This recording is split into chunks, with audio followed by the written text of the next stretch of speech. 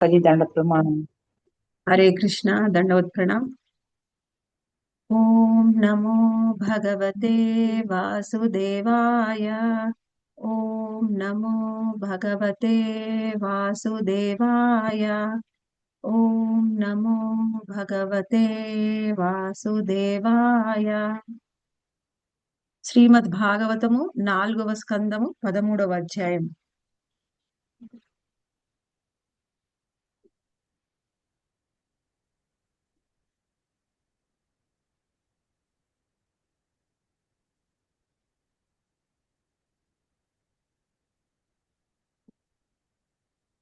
మనము గత కొన్ని వారాలుగా మనము 4వ అధ్యాయము లో ధ్రువుడి గురించి చర్చించుకున్నాము.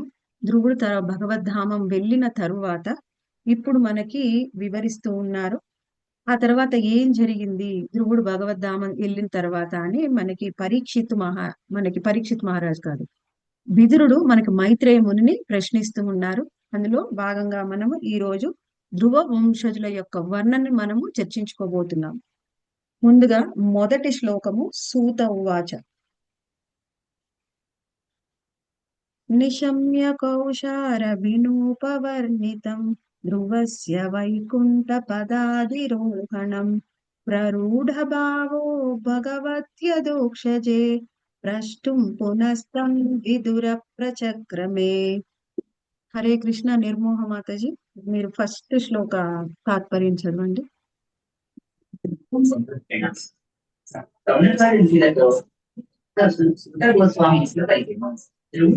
విష్ణు పదమును చేయుటకు మైత్రేయుడు చెప్పగా వీరి విజయుడు అంశ భక్తి భావ సమన్వితుడయ్యి పిమ్మట అతడు మైత్రేయుని ఇట్లు ప్రశ్నించెను. హరే కృష్ణ. మనకి ఈ శ్లోకంలో ఏమి వివరిస్తున్నారంటే, శౌనకాది ఋషులు సూత గోస్వామిని ప్రశ్నిస్తూ ఉన్నారు. ఏమని ప్రశ్నిస్తూ ఉన్నారు? ధ్రువుడు విష్ణు పదమును చేరుటను మైత్రేయముని వివరింపగా విని విదురుడు అమిత భక్తి భావ సమన్వితుడయ్యను. పిమ్మట అతడు మైత్రేయుని ఇట్లు ప్రశ్నించెను. భక్తులు ఏ విధంగా ఉంటారు, వాళ్ళ భావం ఏ విధంగా ఉంటుంది అనేది మనకి ఈ శ్లోకంలో వివరిస్తున్నారు. ఇన్ని రోజులు ఆయన ధ్రువుడి గురించి మొత్తం ధ్రువ చరిత్ర మొత్తం విన్నాడు. విన్న తర్వాత సంతోషంగా ఇంకా ప్రశ్నిస్తున్నాడు. అంటే భక్తులకి భగవంతుడి గురించి కానీ భక్తుల యొక్క కథలు, ఆ భగవంతుడికి సంబంధించిన భక్తుల కథలు కానీ వినడానికి ఎప్పుడు కూడా అత్యుత్సాహాన్ని ప్రదర్శిస్తారు. వాళ్ళకి ఎంత విన్నా కానీ తనివి అనేది తీరదనమాట. ఎంత విన్నా కానీ ఇంకా ఆ భక్తుల కథలు, భగవంతుడి యొక్క కథలు వినడంలో ఇంకా ఆసక్తి చూపిస్తూ ఉంటారు. ఇప్పుడు ఎవరైనా అభక్తులు ఉన్నారనుకోండి, వాళ్ళకి అనిపిస్తుంది అనమాట, మీరు ఎక్కువగా ఉదయం నుంచి నైట్ వరకు అదే క్లాసులు వింటూ ఉంటారు, బుక్స్ చదువుతూ ఉంటారు, మీకు అలా అంతసేపు ఎలా ఇంట్రెస్ట్ వస్తుంది అని అడుగుతూ ఉంటారు అభక్తులు ఎక్కువగా. బంధువులు కానీ స్నేహితులు కానీ ఎవరైనా కానీ అక్కడ మనకి అర్థమవుతుంది అనమాట. ఎవరికైతే ఇంట్రెస్ట్ లేదో వాళ్ళు భక్తిలో స్టార్టింగ్ స్టేజ్ లో ఉన్న వాళ్ళకు కూడా అలానే అనిపిస్తుంది. కాసేపు క్లాస్ వినడము, ఒక 2 మాలలు జపం చేయడం కూడా వాళ్ళకి కష్టంగా అనిపిస్తుంది. కానీ భక్తిలో కొంత పురోగతి చెంది 16 మాలలు చేయడానికి అలవాటు పడ్డవాళ్ళు, వాళ్ళకి 16 మాలలు చేయడం కానీ క్లాసెస్ వినడం కానీ ఎప్పుడు కూడా బోర్ అనిపించదు. ఇంకా ఇంట్రెస్ట్ పెరుగుతుంది అనమాట. అది మనకి ఒక కొలమానంగా చెప్పవచ్చు. భక్తిలో ఎవరైతే పురోగతి చెందుతూ ఉన్నారో మనకి ఎంతసేపు క్లాస్ విన్నా కానీ వాళ్ళకి బోర్ అనేది అనిపించదు. ఇంకా శ్రీల ప్రభుపాదుల వారి పుస్తకాలు ఎంతసేపు చదివినా వాళ్ళకి బోర్ ఉండదు. అంటే మనకి మన చైతన్యంలో తేడా వచ్చింది అని చెప్పవచ్చు అనమాట. మన చైతన్యం పూర్తిగా మారిపోయింది. పూర్తిగా అంటే 100% మారిపోయిందని చెప్పలేము. కానీ వాళ్ళ చైతన్యంలో ఎప్పుడైతే మార్పు వస్తుందో అప్పుడే భగవత్ కథల పట్ల ఆసక్తి, రుచి, శ్రద్ధ అనేవి పెరుగుతాయి. అదే విధంగా మనకి విదురుడికి కూడా ఇంకా ఇంకా వినాలి అని అనిపిస్తూ ఉంది. తర్వాత మనకి 2వ శ్లోకంలో ఇంకా విదురుడు ఇంకా ప్రశ్నిస్తూ ఉన్నారు. ఏమని ప్రశ్నిస్తున్నారో చూద్దాం. విదుర ఉవాచ కేతే ప్రచేతసో నామ కస్యాపత్యాని సువ్రత కస్యాన్వవాయే ప్రఖ్యాత కృత్వవా సత్రమాసత. హడపా శ్రీదేవి మాతాజీ చదవండి. హరే కృష్ణ మాతాజీ. విదురుడు మైత్రేయమునిని ప్రశ్నించెను. ఓ భక్తాగ్రేసరా, ప్రచేతసులెవరు? వారే వంశమునకు చెందిన వారు, ఎవరి తనయులు వారు మహాయజ్ఞమును వారెచ్చట నిర్వహించిరి. హరే కృష్ణ. హరే కృష్ణ. ఇక్కడ ఆయన ఆ, ఓ భక్తాగ్రేసర ఎవరిని అంటున్నారు? మైత్రేయ ముని విదురుడు ఆ విధంగా సంబోధిస్తూ ఉన్నారు. అంటే ఎదుటి వాళ్ళలో ఉండే భక్తిని చూడాలి అంటే కూడా మనం కూడా భక్తులం అయి ఉండాలి. విదురుడు గొప్ప భక్తుడు కాబట్టి మైత్రేయుని ఒక భక్తుడిలాగా చూస్తున్నాడు. ఏమంటున్నారు? ప్రచేతసులు ఎవరు, వాళ్ళు ఏ వంశానికి చెందిన వాళ్ళు, ఎవరి తనయులు వారు, మహాయజ్ఞాన్ని వాళ్ళు ఎచ్చట నిర్వహిస్తున్నారు అనే ప్రశ్నను వేశారు. ఎందుకంటే ఈ ప్రశ్న వేయడం వల్ల తర్వాత మొత్తము ధ్రువ మహారాజు యొక్క వంశంలో ఉన్నటువంటి వంశ వర్ణన మొత్తము మైత్రేయ మహాముని చేయబోతూ ఉన్నారనమాట. అందులో ఎప్పుడైతే ఈ ప్రశ్న వేశారో ఆయన అక్కడ 3 శ్లోకాలను కూడా వివరించారనమాట. నారద మహాముని ఈ ప్రశ్న వేయగానే ప్రచేతసులు ఎక్కడైతే యజ్ఞస్థలిలో యజ్ఞం చేస్తూ ఉన్నారో అక్కడికి నారద మహాముని వెళ్ళారు. నారద మహాముని వెళ్ళగానే వాళ్ళు ప్రశ్నించారు. ప్రశ్నించిన తర్వాత ముందుగా ఆన్సర్ చెప్పడానికంటే ముందుగా ఆయన ధ్రువుణ్ణి స్తుతించారు. 3 శ్లోకాల్లో ధ్రువుణ్ణి స్తుతించారు. ఇక్కడ మనము అర్థం చేసుకోవాల్సింది ఏంటంటే ఎంత గొప్పవాడు నారద మహాముని అంటే ఆయన ఎంతో శుద్ధ భక్తుడు. మనము బ్రహ్మదేవుడి నుంచి వచ్చినటువంటి బ్రహ్మదేవుడు విసర్గని చేస్తాడు. అంటే భగవంతుడు సర్గని సృష్టించిన తర్వాత విసర్గని సృష్టిస్తారు బ్రహ్మదేవుడు. అంటే ఏమిటి? మూల పదార్థాలను భగవంతుడు ఇస్తాడు. భగవంతుడు ఇచ్చినటువంటి మూల పదార్థము మరియు కాలము కర్మని ఆధారంగా చేసుకొని బ్రహ్మదేవుడు తర్వాత మిగిలిన సృష్టిని సృష్టిస్తాడు. అదే విసర్గ. ఆ విసర్గలో ముందుగా బ్రహ్మదేవుడి నుంచి వచ్చిన వాళ్ళు ఎవరంటే సనకాది మునులు. ఆ సనకాది మునుల తర్వాత ఆయన రుద్రుణ్ణి సృష్టిస్తాడు. ఆ తర్వాత సప్తర్షుల్ని, ఆ తరువాత మనకి నారదుణ్ణి సృష్టిస్తాడు. ఈ ముందు సృష్టించిన వాళ్ళల్లో ఎవరు కూడా శుద్ధ భక్తి యోగాన్ని ప్రచారం చేయలేదు. శుద్ధ భక్తి యోగాన్ని ప్రచారం చేసింది మొట్టమొదటి వాడు కేవలం నారద మహాముని.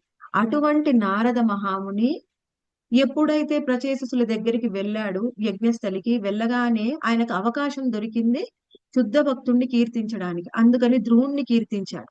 అంటే మనము అర్థం చేసుకోవాల్సింది ఏమిటంటే ధ్రువుడు ఎంత గొప్పవాడు, ఎటువంటి భక్తుడు. మళ్ళీ మనము ఇంకొకటి కూడా తెలుసుకోవాలి. ధ్రువుడికి జ్ఞానాన్ని ఇచ్చింది ఎవరు? ముందుగా ధ్రువుడికి మార్గాన్ని చూపించింది ఎవరు? నారద మహామునియే. నారద మహామునియే మార్గాన్ని చూపించిన ధ్రువుడు తర్వాత కాలంలో శుద్ధ భక్తుడిగా మారాడు.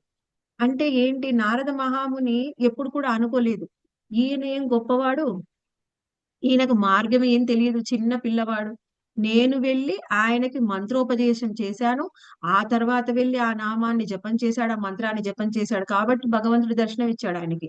ఈ క్రెడిట్ అంతా నాదే. ఆయన ఇప్పుడు చెప్తుంటే ఎవరైనా కానీ భక్తులు ఈయన చాలా గొప్ప భక్తుడండి అని ఎవరైనా చెప్తే, ఓ ఆ భక్తుడా, నాకు తెలుసండి. ముందు అసలు ఆయన భక్తిలోకి వచ్చి ఒక 5-6 ఇయర్స్ అవుతుంది, కానీ అంతకుముందు ఆయనకి ఏం తెలియదు. కానీ ఆయన భక్తిలోకి తీసుకొచ్చింది, మొత్తము ఆయనకి గైడెన్స్ ఇచ్చింది, ఆయనకి అన్ని విధాలుగా ఆయన గైడెన్స్ ఇచ్చి ముందుకు తీసుకుని వెళ్ళింది నేనే అని చెప్పుకుంటారు. అంటే ఏంటి? అసలు ఆ గొప్ప భక్తుడు ఎవరు, ఆయన యొక్క గొప్పతనం ఏంటిది వినక ముందే, ఆయన గురించి చర్చించక ముందే ఆయన్ని ఎలా భక్తిలోకి తీసుకొని వచ్చాను, నేనే తీసుకొని వచ్చాను అని చెప్పుకుంటూ ఉంటారు. అంటే ఏమిటి? ఎదుటి వాళ్ళలో ఉన్న గొప్పతనం చూడడం కంటే వాళ్ళకి ఆ విధంగా గైడెన్స్ ఇచ్చింది నేనే, నేనే సూచనలు ఇచ్చాను అని చెప్పుకుంటాం. అంటే మన గొప్పలు చెప్పుకుంటూ ఉంటాం అనమాట. కానీ నారదుడు ఆయన గొప్పలు చెప్పుకోవడం లేదు. ఒక చిన్న పిల్లవాడికి ఈయన ఎప్పుడైతే నారద ముని గైడెన్స్ ఇచ్చారో అప్పటి నుంచే ఆయన శుద్ధ భక్తుడిగా మారాడు. ఆయన గైడెన్స్ ని తీసుకున్నారు. కానీ నేను గురువుని అని చెప్పుకోవడం లేదు. ఆయన ఏం చెప్తున్నారు? ధ్రువుడు ఎంతో గొప్పవాడు. ధ్రువుడు ధ్రువుడి జీవితంలో ఏం జరిగింది, ధ్రువుడు ఏ విధంగా తపస్సును ఆరంభించాడు, ఏ విధంగా భగవంతుడి దర్శనం చేసుకున్నారు అనేది మనకి వివరించారనమాట నారద మహాముని. అంటే ఆయన ఎంత గొప్ప భక్తుడో చూడండి. ధ్రువ మహారాజు ఎంత గొప్పవాడు. ధ్రువ మహారాజు ఎంత గొప్ప భక్తుడంటే ఎప్పుడు కూడా చైతన్య మహాప్రభువు గదాధర్ పండిత్ తో కలిసి మనకి సాక్షి గోపాల్ మందిరం ఉంది కదా, సాక్షి గోపాల్ కాదు, తోటా గోపినాథ్, తోటా గోపీనాథ్ మందిరానికి వెళ్ళి ప్రతిరోజు కూడా గదాధర్ పండిత్తో కలిసి భాగవతాన్ని చర్చించేవారు. గదాధర్ పండిత్ చదువుతూ ఉండేవారు, చైతన్య మహాప్రభు వింటూ ఉండేవారు ప్రతిరోజు కూడా. అయితే ఎన్నిసార్లు చదివినా కానీ ధ్రువ మహారాజ్ చరిత్ర చదవమనేవారు. అది విన్న తర్వాత ప్రహ్లాద్ మహారాజ్ చరిత్ర, తర్వాత మళ్ళీ వేరే టాపిక్ లోకి వెళ్ళేవారు కాదు, మళ్ళీ ధ్రువ మహారాజ్ చరిత్ర అడిగేవారు. అలా ఎన్నో సార్లు ధ్రువ మహారాజ్ చరిత్ర, ప్రహ్లాద్ మహారాజ్ చరిత్ర. అంటే స్వయంగా చైతన్య మహాప్రభు భగవంతుడు అయినప్పటికీ ఆయనకి ధ్రువుడు అంటే ఎంత ప్రియం అంటే, వాళ్ళిద్దరూ కూడా చూడండి 5 సంవత్సరాల చిన్న పిల్లలు, కానీ ఆయన వాళ్ళ వయసుని చూడట్లేదు, వాళ్ళు ఏ విధంగా ఆరాధన చేశారు అవన్నీ ఏం లేదు కాదు, వాళ్ళ మనసు వాళ్ళ భావం ఎలా ఉంది, నిరంతరం భగవంతుణ్ణే ఆరాధించారు వాళ్ళు. అటువంటి భక్తులు భగవంతుణ్ణి తలుచుకోవడం కాదు, భగవంతుడే భక్తుణ్ణి తలుచుకుంటున్నాడు అంటే ఎంత గొప్ప వాళ్ళు వాళ్ళు. అటువంటి ధ్రువ మహారాజు యొక్క చరిత్రని మనం ఇంతవరకు చర్చించుకున్నాం. ఎప్పుడైతే వేరే భక్తుల దగ్గరికి వెళ్ళగానే ఎప్పుడు అవకాశం వస్తుందో అవకాశం రాగానే ఆ శుద్ధ భక్తుల గురించి కీర్తన చేస్తూ ఉన్నాడు. మనము భక్తుల్ని కలిసినప్పుడు ఏం చేయాలి? మనకి నారద మహాముని వివరిస్తున్నారు అనమాట. మనం భక్తుల్ని కలిసినప్పుడు ఇంకొక భక్తుల్ని మనము కీర్తించాలి, భక్తుల గురించి చెప్పుకోవాలి, వాళ్ళ గొప్పతనాన్ని చెప్పుకోవాలి, వాళ్ళలో ఉండే ప్లస్ పాయింట్స్. అందరిలో కూడా ఎవరినైనా చూస్తే ప్రతి ఒక్కరిలో కూడా కొన్ని మంచి చెడులనే ఉంటాయి. చెడు గురించి మనకు అవసరం లేదు, చెడు గురించి వాళ్ళ గురు మహారాజ్ కృష్ణ చూసుకుంటారు. కేవలం వాళ్ళలో ఉండే మంచి లక్షణాలని, వాళ్ళ గొప్పతనాన్ని మాత్రమే చూసి వేరే భక్తుల దగ్గరికి వెళ్ళినప్పుడు మనము ఇంకొక భక్తుడిని కీర్తించాలి. కీర్తించడం వల్ల ఏమవుతుంది అంటే ఆ భక్తుల్లో ఉండే ఎన్నో మంచి లక్షణాల్లో ఒక్కటైనా మనం నేర్చుకోవడానికి ప్రయత్నం చేస్తాం. ప్రతి ఒక్కళ్ళలో కూడా ఒక మంచి లక్షణం ఉంటుంది, ఉండదు అనేది ఉండదు. ఒకవేళ మనకు కనిపించలేదు అంటే మనలో అటువంటి చూసే కళ్ళు దృష్టి లేవన్నమాట. కేవలము ఎవరిలో అయినా నెగిటివ్ అంటే చెడు లక్షణాలను చూసే దృష్టి ఉంది, కానీ మంచి లక్షణాలను చూసే దృష్టి లేదు. ఎప్పుడైతే మనకు ఆ దృష్టి వస్తుందో ఎదుటి వాళ్ళలో ఉండే కేవలం మంచి లక్షణాలే కనిపిస్తాయి. ఎలా నారద మహామునికి కనిపించినట్టు. ఎప్పుడు నారద మహామునికి భక్తులలో ఉండే మంచి లక్షణాలే కనిపిస్తాయి. అందుకని ఎవరి దగ్గరికి వెళ్ళినా ఎవరినైనా ఎలా భక్తుల్ని చెయ్యాలా అని ఎప్పుడు ఆలోచిస్తూ ఉంటారు. ఆ తర్వాత నారద మహాముని ఇంకా ఏం చెప్పారు, ఏం మాట్లాడారు అనేది మనం 3వ శ్లోకంలో చూద్దాం. మన్యే మహాభాగవతం నారదం దేవదర్శనం ఏన ప్రోక్త క్రియాయోగః పరిచర్యా విధి హరే. నెక్స్ట్ సిహెచ్ నాగలక్ష్మి మాతాజీ 3వ శ్లోకం చదవండి. మాతాజీ, విదురుడు ఇట్లు పలికెను, నారదుడు మహాభాగవతుడని నేను ఎరుగుదును. అతడు పాంచరాత్రిక విధియుక్త భక్తియోగమును రచించెను. దేవదేవునే ప్రత్యక్షంగా దర్శించు. హరే కృష్ణ. హరే కృష్ణ మాతాజీ. నారద మహాముని ఎంత గొప్పవాడంటే ఆయన మహాభాగవతుడు. మహాభాగవతులు చాలా మంది ఉండవచ్చు, కానీ వాళ్ళందరిలోకి కూడా ఉత్తమ భక్తుడు నారద మహాముని. ఆయన ఎంత గొప్పవాడంటే భక్తి యోగాన్ని ప్రచారం చేయడానికి నారద మహామునిని సృష్టించి నారద మహామునికి ఇంకా ఏమిచ్చాడంటే శక్తిని కూడా ప్రచారం చేశాడు. భక్తిని ప్రచారం చెయ్యగలిగిన వాడు కేవలం నారద మహాముని. నారద మహాముని ద్వారానే భక్తి అనేది వస్తుంది. అటువంటి ఆయన ప్రచారం చేయడమే కాదు, అది ఎలా ఆచరించాలో కూడా మనకి చూపించాలి. అందులో ఏమిటి? 2 విధానాలు ఉన్నాయి. ఒకటి భాగవత విధి, రెండవది పాంచరాత్రిక విధి. భాగవత విధి అంటే శ్రవణ కీర్తనాలు. ప్రతి ఒక్కళ్ళ దగ్గరికి వెళ్ళగానే భక్తి యోగంలో ముందుగా శ్రవణ కీర్తనాల యొక్క ప్రాముఖ్యతను చెప్పి కీర్తన చేస్తూ ఉంటారు నారద మహాముని. భాగవత విధిని ఆయన ఆచరిస్తారు. అదే కాకుండా ఇంకొక విధిని కూడా ఆయన ప్రవేశపెట్టారు, అదే పాంచరాత్రిక విధి. పాంచరాత్రిక విధిలో మనము శ్రీ విగ్రహాన్ని అర్చిస్తూ ఉంటాం, భగవంతుడి యొక్క రూపాన్ని. ఇప్పుడు భగవంతుడు ఉన్నాడు, కానీ ఆయనని ప్రతిక్షణం మనము స్మరించుకోవాలి, మన మనసులోనే ఆయన రూపాన్ని ఆరాధించాలి అంటే మనం ఇంకా ఆ స్థాయికి రాలేదు. అందుకని అటువంటి భగవంతుడి యొక్క చిత్రపటం కానీ ఆయన విగ్రహాన్ని కానీ ఆరాధించడం, అదే పాంచరాత్రిక విధానం. ఇప్పుడు మనము భాగవతాన్ని చదువుతున్నాం, ఇది గ్రంథ రూపంలో ఉన్నటువంటి కృష్ణావతారం. మనము కృష్ణుణ్ణి గ్రంథ రూపంలో ఉన్నారు ఇక్కడ, అది మనం చర్చిస్తూ ఉన్నాం. అందులో మనకు వివరిస్తూ ఉన్నారు పాంచరాత్రిక విధానం. ఈ పాంచరాత్రిక విధానంలో మనము విగ్రహాలని ఎలా ఆరాధన చేయాలి? అది విగ్రహమైనా కావచ్చు, చిత్రపటమైనా కావచ్చు, మట్టితో చేసిందైనా, చెక్కతో చేసిందైనా, ఏదైనా సరే మనం ఎలా ఆరాధన చెయ్యాలి? విగ్రహారాధన మనం సింపుల్ గా ఎలా చెయ్యాలి అనేది మనకు నారద మహాముని వివరించారు. ఇది శాస్త్రోక్తమైన విధి విధానం. మనం ఇంతవరకు కృష్ణ చైతన్యంలోకి రాకముందు కూడా విగ్రహారాధన చేశాం. కానీ అది మనకి ఏ విధంగా తోస్తే ఆ విధంగా చేశాం. కానీ ఇప్పుడు పాంచరాత్రిక విధానంలో మనకి విగ్రహారాధన ఎలా చెయ్యాలి అనేది నారద మహాముని మనకి వివరించారనమాట. నారద పంచరాత్ర సూత్రాలను. అందులో మనకి ముఖ్యంగా తెలుస్తుంది విగ్రహారాధన ఎంత ముఖ్యమైనది. విగ్రహారాధన చేయడం వల్ల ఏం జరుగుతుందంటే మన లోపల, మన ఇంద్రియాలలో, మన మనసులో ఉన్న అనర్థాలు అనేవి తొలగిపోతాయన్నమాట. ప్రతిరోజు ఉదయమే మంగళహారతి చేసిన తర్వాత చాంటింగ్ చేయడం వల్ల లాభం ఏంటి అంటే, ఇప్పుడు మనం భాగవతం క్లాస్ కంటే ముందు ఏం చేశాము? కీర్తన చేశాము. ఒక 2-3 మినిట్స్ కీర్తన చేశాము. ఎందుకు కీర్తన చేశామంటే మన మనసు పరిపరి విధాల పరిగెడుతూ ఉంటుంది. ఉదయం లేచాము, ఇంట్లో ఎన్నో పనులు ఉంటాయి. ఇప్పుడే చాంటింగ్ పూర్తయింది, ఇంట్లో ఎన్నో పనులు ఉంటాయి. అవన్నీ కూడా మన మనసులో తిరుగుతూ ఉంటాయి. వాటన్నిటి నుంచి బయటికి తీసుకొని వచ్చి మనము కృష్ణ కథలో మన మనసుని సంలగ్నం చేయాలి అంటే కీర్తన అనేది ఎంతో ముఖ్యం. ఆ విధంగా కీర్తన చేయడం వల్ల కృష్ణ కథలో మన మనసు అనేది నిలుస్తుంది. ఎక్కడ ఎక్కడ తిరిగే మనసు కూడా కృష్ణ కథలోకి వస్తుంది. అలాగే నారద పాంచరాత్రిక విధానంలో మనము శ్రీ విగ్రహారాధన చేయడం వలన ఉదయమే మనము చాంటింగ్ చేయడానికి మన మనస్సు అనేది సిద్ధమవుతుంది. ముందుగా ఉదయం లేవగానే గురువుని మరియు కృష్ణుని ఆరాధించడం వలన మన మనస్సు నామ జపానికి సంసిద్ధం అవుతుంది. అంతకుముందు మన మనసులో, మన శరీరంలో ఉన్న కల్మషాలు తొలగిపోతాయి. అప్పుడు ఏమవుతుంది? మన మైండ్ పూర్తిగా ఫ్రెష్ అవుతుంది. అప్పుడు మనం చాంటింగ్ చేస్తే శ్రద్ధ అనేది మనకు కుదురుతుంది అనమాట. అందుకే ఉదయం లేచిన తర్వాత మనకి విగ్రహారాధన చేసిన తర్వాత జపం చేయడం అనేది ఉత్తమమైన విధానము. చేయలేని వాళ్ళు జపం చేసిన తర్వాత కూడా విగ్రహారాధన చేయవచ్చు. కాకపోతే ఏదైనా ఒక సమయంలో మీరు ఆరాధన అనేది చెయ్యండి. గృహస్థులకు ఇది ఖచ్చితంగా చెయ్యాలన్నమాట. గృహస్థులు ఈ విధానాన్ని ఆచరించడం వలన మనకు భక్తిలో పురోగతి అనేది త్వరగా వస్తుంది. ఎందుకంటే ఈ విధానాన్ని మనకి ఇచ్చింది ఎవరు? మన ఆచార్యులు ఇచ్చారు.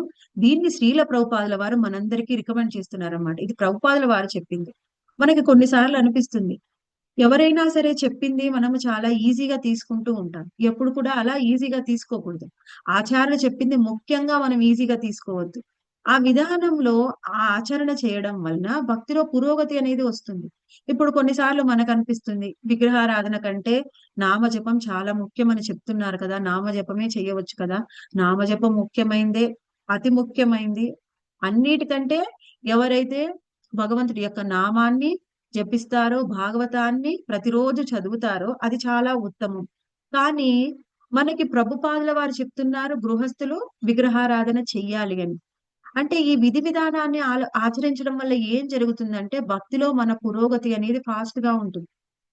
కొన్నిసార్లు అనిపిస్తుంది మనకు భక్తిలో నాకు పురోగతి కావాలి, నేను భక్తిలో చాలా త్వరగా పురోగతి చెందాలి, నేను త్వరగా శుద్ధ భక్తుని అవ్వాలి అని. కానీ మనం ఈ విధి విధానాలన్నిటిని పక్కన పెడతాం. అన్ని విధి విధానాలు పాటించకుండా పురోగతి అనేది రాదు. పురోగతికి ఎన్నో మార్గాలు ఉన్నాయి. ఎందుకంటే ఒకే మార్గంలో కూడా వెళ్ళవచ్చు. ఇప్పుడు చాంటింగ్ మించినది లేదు, హరే కృష్ణ మహామంత్రానికి మించిన ఇంకొక విధానం లేదు. కానీ హరే కృష్ణ మహామంత్రాన్ని మనము శ్రద్ధతో ప్రతి నామాన్ని జపించే అంత శుద్ధ భక్తులం ఇంకా అవ్వలేదు. మన మనసు ఎటో ఎటో పరిగెడుతుంది. అటువంటి సాధక భక్తులైనటువంటి మనకి విధి విధానాలు ముఖ్యం. ఎప్పుడైతే మనం శుద్ధ భక్తులుగా మారతామో అప్పుడు మనము కేవలం నామజపంతో కూడా మన భగవద్ధామానికి వెళ్ళవచ్చు. సాధక భక్తులైనటువంటి ప్రతి ఒక్కరికి కూడా ఆచార్యులు చెప్పిన అటువంటి అన్ని విధి విధానాలను కూడా క్రమం తప్పకుండా ఆచరించాలి. సమయం కూడా ముఖ్యము. కానీ సమయం ఆచరించలేని వాళ్ళు మీకు అనుకూలమైన సమయంలో కూడా మనం ఆచరించవచ్చు. నెక్స్ట్ 4th శ్లోకాలో ఆ తర్వాత నారద మహాముని ఇంకా ఏం చెప్తున్నారు అనేది మనం చూద్దాం. సర్వధర్మశీలై పురుషై భగవాన్ యజ్ఞ పూరుషః యుజ్యమానో భక్తిమాత నారదే నేరిత కిల. నెక్స్ట్ భవా భారవి మాతాజీ, భవానీ మాతాజీ. హరే కృష్ణ మాతాజీ. ప్రచేతసులు ధర్మ పరులై యజ్ఞమును నిర్వహించుచు ఆ విధముగా భగవానుని ప్రసన్నత కొరకే అర్చనము చేయనప్పుడు ధ్రువుని దివ్య గుణములను నారదముని వర్ణించెను. హరే కృష్ణ. హరే కృష్ణ. ఈ శ్లోకంలో మనకి వివరిస్తూ ఉన్నారు. ప్రచేతసుల దగ్గరికి వెళ్ళి వాళ్ళు యజ్ఞం నిర్వహిస్తూ ఉండగా వాళ్ళందరూ భగవాన్ని ప్రసన్నత చేసుకోవాలని, ఆయన ప్రసన్నం చేసుకోవాలని అర్చనని చేశారు. ఆ తర్వాత ధ్రువుని యొక్క దివ్య గుణాలని నారద మహాముని వర్ణించారు. అది ఇప్పుడే మనం చర్చించుకున్నాం. భక్తులు ఎప్పుడు కూడా భగవంతుడితో పాటు భక్తుల్ని కూడా కీర్తిస్తారు. ఎందుకంటే భగవంతుడికి ఆయన్ని కీర్తించడంతో పాటుగా ఆయన భక్తుల్ని కీర్తిస్తే ఇంకా ఎంతో ప్రియం అన్నమాట. ఎంతో ప్రియం. భగవంతుడికి ఏది ప్రియమో అదే చేయడం భక్తులకి ఇంకా ప్రియం. మనం ఏం చేసినా కానీ నేను చేసే సేవ అయినా, నేను మాట్లాడే మాట అయినా, నేను చేసే పని అయినా ఇది కృష్ణుడికి నచ్చుతుందా లేదా, ఇది గురువుకి నచ్చుతుందా లేదా, నేనేమన్నా తప్పు చేస్తున్నానా అని చూడాలన్నమాట. ఇప్పుడు శుద్ధ భక్తులు ఏ విధంగా ఉంటారంటే ప్రతి నిమిషము కూడా వాళ్ళతో పాటు గురువుని క్యారీ చేస్తారు. అంటే ఏమిటి, ఏం చేసినా కానీ వాళ్ళ గురువు పక్కనే ఉన్నట్టుగా ఊహించుకుంటారనమాట. ఇలా ఉంటే ఇప్పుడు నా గురువు పక్కనే ఉంటే నేను ఇలా మాట్లాడతానా, నేను ఈ విధంగా ప్రవర్తించడం వల్ల, నేను ఈ విధంగా మాట్లాడడం వల్ల నా గురు మహారాజుకి నచ్చుతుందా? నచ్చే పనులే చేస్తారు, నచ్చనివి వాళ్ళు చేయరు. అందుకనే వాళ్ళు ఎక్కువగా స్థిత ప్రజ్ఞులు అయి ఉంటారు. వాళ్ళ మనసుని 100% వాళ్ళ యొక్క కంట్రోల్లో ఉంచుకుంటారనమాట. ఇది మనము భక్తిలో పురోగతి చెందినా కొద్దీ, పురోగతి మనం చెందుతూ ఉన్నప్పుడు ప్రతి నిమిషం కృష్ణుడే మన పక్కనే ఉన్నట్టుగా ఊహించుకోవాలి. కృష్ణుడు పక్కనే ఉన్నప్పుడు ఏం చేస్తాం, కృష్ణుడికి ఏది నచ్చుతుందో అదే చేస్తాం. గురువు పక్కన ఉన్నట్టుగా ఊహించుకోవడం ఇంకా ఉత్తమమైన విధానం. ఎందుకంటే గురువు భగవంతుడి యొక్క ప్రతినిధి.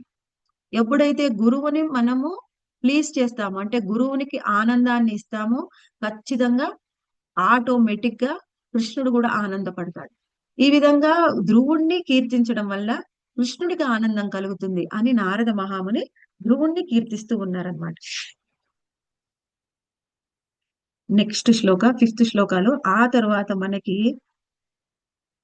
ఇంకా ఏం వివరించారు, భగవత్ కీర్తన ఎలా జరిగింది అనేది 5th శ్లోకంలో వివరిస్తూ ఉన్నారు. యస్తాదేవర్షిణా తత్ర వర్ణితా భగవత్ కథా మహ్యం శుశ్రూషవే బ్రహ్మన్ కార్ష్ణేనాచష్ణుమర్హసి. లక్ష్మి ఆత్మకూరు మాతాజీ. హరే కృష్ణ మాతాజీ. ఓ బ్రాహ్మణోత్తమ, నారదమునిని ఏ రీతిగా దేవదేవుని కీర్తించను, ఆ సభలో ఏ లీల వర్ణితమైనవి నా వాణిని నేను విన కుతూహలుడనై ఉన్నాను. ఆ భగవత్ కీర్తన మంతయును నాకు వివరింపుడు. హరే కృష్ణ మాతాజీ. హరే కృష్ణ. మనకి ఎప్పుడైతే భగవత్ యొక్క కీర్తన చేస్తూ ఉన్నారో ఆ సభలో ఉన్న ప్రచేతసులతో సహా అందరూ కూడా వింటూ ఉన్నారు. వింటూ ఉంటే వాళ్ళకి ఎంతో ఆనందాన్ని కలిగిస్తూ ఉంది. శ్రీమద్ భాగవతంలో మనకి కృష్ణుడి యొక్క కథలు ఏ విధంగా వివరిస్తూ ఉన్నారో అటువంటి కథల్నే మనము భగవత్ కథల్ని, భగవత్ లీలల్ని ఇప్పుడు కూడా మనం వింటూ ఉన్నాం. ఇప్పుడు కూడా ఎంతో సంతోషంగా వింటున్నాం. అంటే ఏంటి, భక్తుడు వర్ణించినటువంటి భగవత్ కథలు, లీలలు అవి ఎన్ని సంవత్సరాలైన తర్వాత కూడా, ఇప్పుడు మనం 5,000 సంవత్సరాల తర్వాత కూడా అదే శ్రద్ధతో అందరం చర్చిస్తూ ఉన్నాం, వింటూ ఉన్నాం. అంటే భగవంతుడి యొక్క లీలలు ఎన్ని సంవత్సరాల తర్వాత అయినా సరే ఎంతో మందికి ప్రియంగా ఉంటాయి. అటువంటి భగవంతుడి యొక్క కథల యొక్క సమాహారమే భాగవతం. అందుకే భాగవతం భగవంతుడి యొక్క స్వరూపం.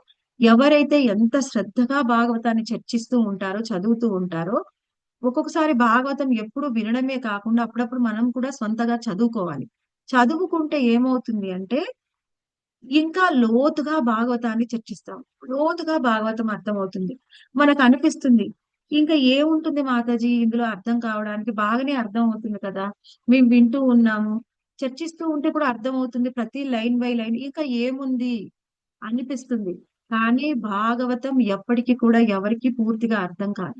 మనం భక్తిలో ఎంత పురోగతి చెందితే భాగవతం మనకు అంతగా అర్థమవుతుంది. ఒక్కొక్కసారి అనిపిస్తుంది, అసలు ఎందుకు ఇక్కడ ధ్రువుడి గురించి వివరించారు? ఆ తర్వాత ఎక్కడో మళ్ళీ విశ్వ సృష్టిలోకి వెళ్ళిపోతారు. ఆ తర్వాత విసర్గ వివరిస్తారు. తర్వాత విసర్గ వివరిస్తారు. తర్వాత వరాహ భగవాన్ గురించి వివరిస్తారు. ఎందుకలా వివరిస్తున్నారు? దీనికి సంబంధం ఏంటి? అసలు ఈ కథ చెప్పిన తర్వాత ఈ కథ ఎందుకు చెప్తున్నారు? దీనిలో మనం ఏం అర్థం చేసుకోవాలి? మనం ఎంతగా నిగూఢంగా భాగవతం మీద మనకు విన్న కథల్ని ధ్యానం చేస్తూ ఉంటే, అంతగా దాని లోతుని మనకి కృష్ణుడు అర్థం చేస్తూ ఉంటాడు. అందుకనే భక్తులు ఏ విధంగా ఉంటారు అంటే, కేవలం శ్రవణం ద్వారా కాకుండా, ఇప్పుడు ఈ భాగవత కథని మనకి శ్రీకృష్ణ భగవానుడు వివరించారు. ఎవరికి వివరించారు?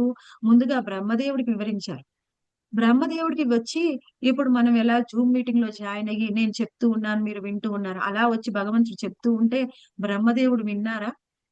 అలా వినలేదు. కేవలం ఆ జ్ఞానాన్ని ఇచ్చారు మనసు ద్వారా. ఆయన చెప్పే జ్ఞానాన్ని ఈయన కేవలం మనసు ద్వారానే గ్రహించారు. మరి బ్రహ్మదేవుడికి ఏ విధంగా జ్ఞానాన్ని ఇచ్చారో, ఆయన మనసు ద్వారా అర్థం చేసుకున్నారో, మనకివ్వరా జ్ఞానాన్ని? మనం అర్థం చేసుకోలేమా? యాక్చువల్ గా సాధన భక్తిలో ఉన్నప్పుడు స్టార్టింగ్ స్టేజ్ లో మనకు అర్థం కాదు. మనం భక్తిలో పురోగతి చెందుతున్న కొద్దీ భగవంతుడు ఏం చెప్పబోతున్నారు ఈ శ్లోకంలో, చెప్పింది భక్తులే కానీ వాళ్ళని నడిపించింది భగవంతుడు. అందుకని శ్రీకృష్ణ భగవానుడు మనకి ఏం చెప్పబోతున్నారు ఇక్కడ అనేది మనం ధ్యానం చేస్తూ ఉంటే భాగవతం ఇంకా ఎన్నో విషయాల్ని మనకి వివరిస్తుంది.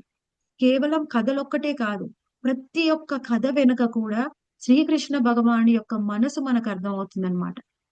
అలా మనము భాగవతాన్ని కేవలం వినడం కాదు, ధ్యానం చేయాలి ప్రతి ఒక్కళ్ళు. ఏం చెప్పబోతున్నారు? ఎందుకు ఈ కథ ద్వారా మనం ఏం తెలుసుకోవాలి? ఒక్కొక్కసారి అనిపిస్తుంది ఏంటంటే, ఫస్ట్ శుకదేవ గోస్వామి కృష్ణుని వర్ణిస్తారు, కీర్తిస్తారు. ఆ తర్వాత ధోమరాజు కీర్తిస్తారు. మనకి మొదటి స్కందంలోనే కుంతి మాత కీర్తిస్తుంది. తర్వాత పృథు మహారాజు కీర్తిస్తారు. తర్వాత కపిల భగవానుడు కీర్తిస్తాడు.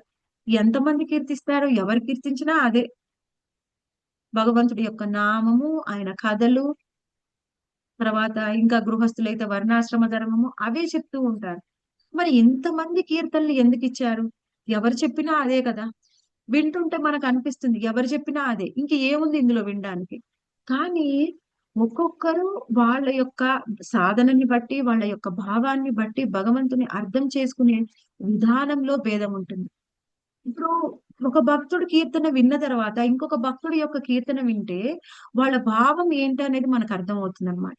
వాళ్ళు ఏ విధంగా ఏ భావంతో కృష్ణుని చూస్తూ ఉన్నారు, అర్థం చేసుకుంటున్నారో తెలిస్తే మనకు అర్థమవుతుంది. ఒక భక్తుల యొక్క భావం ఈ విధంగా ఉంది, భక్తులు ఈ విధంగా అర్థం చేసుకుంటున్నారు. కృష్ణుడిని ఏ విధంగా అర్థం చేసుకోవాలో మనకు అర్థమవుతుంది. కృష్ణుడు ఎంతో లోతైన వాడు. కృష్ణుడు ఎవ్వరికీ అర్థం కాడు. అటువంటి కృష్ణుడిని భక్తులందరూ అర్థం చేసుకుంటున్నారు కదా. వాళ్ళందరూ కీర్తిస్తూ ఉన్నారు. వాళ్ళ భావం ఎలా ఉంది, ఎలా కీర్తిస్తున్నారు అనేది మనకు అర్థమవుతుంది.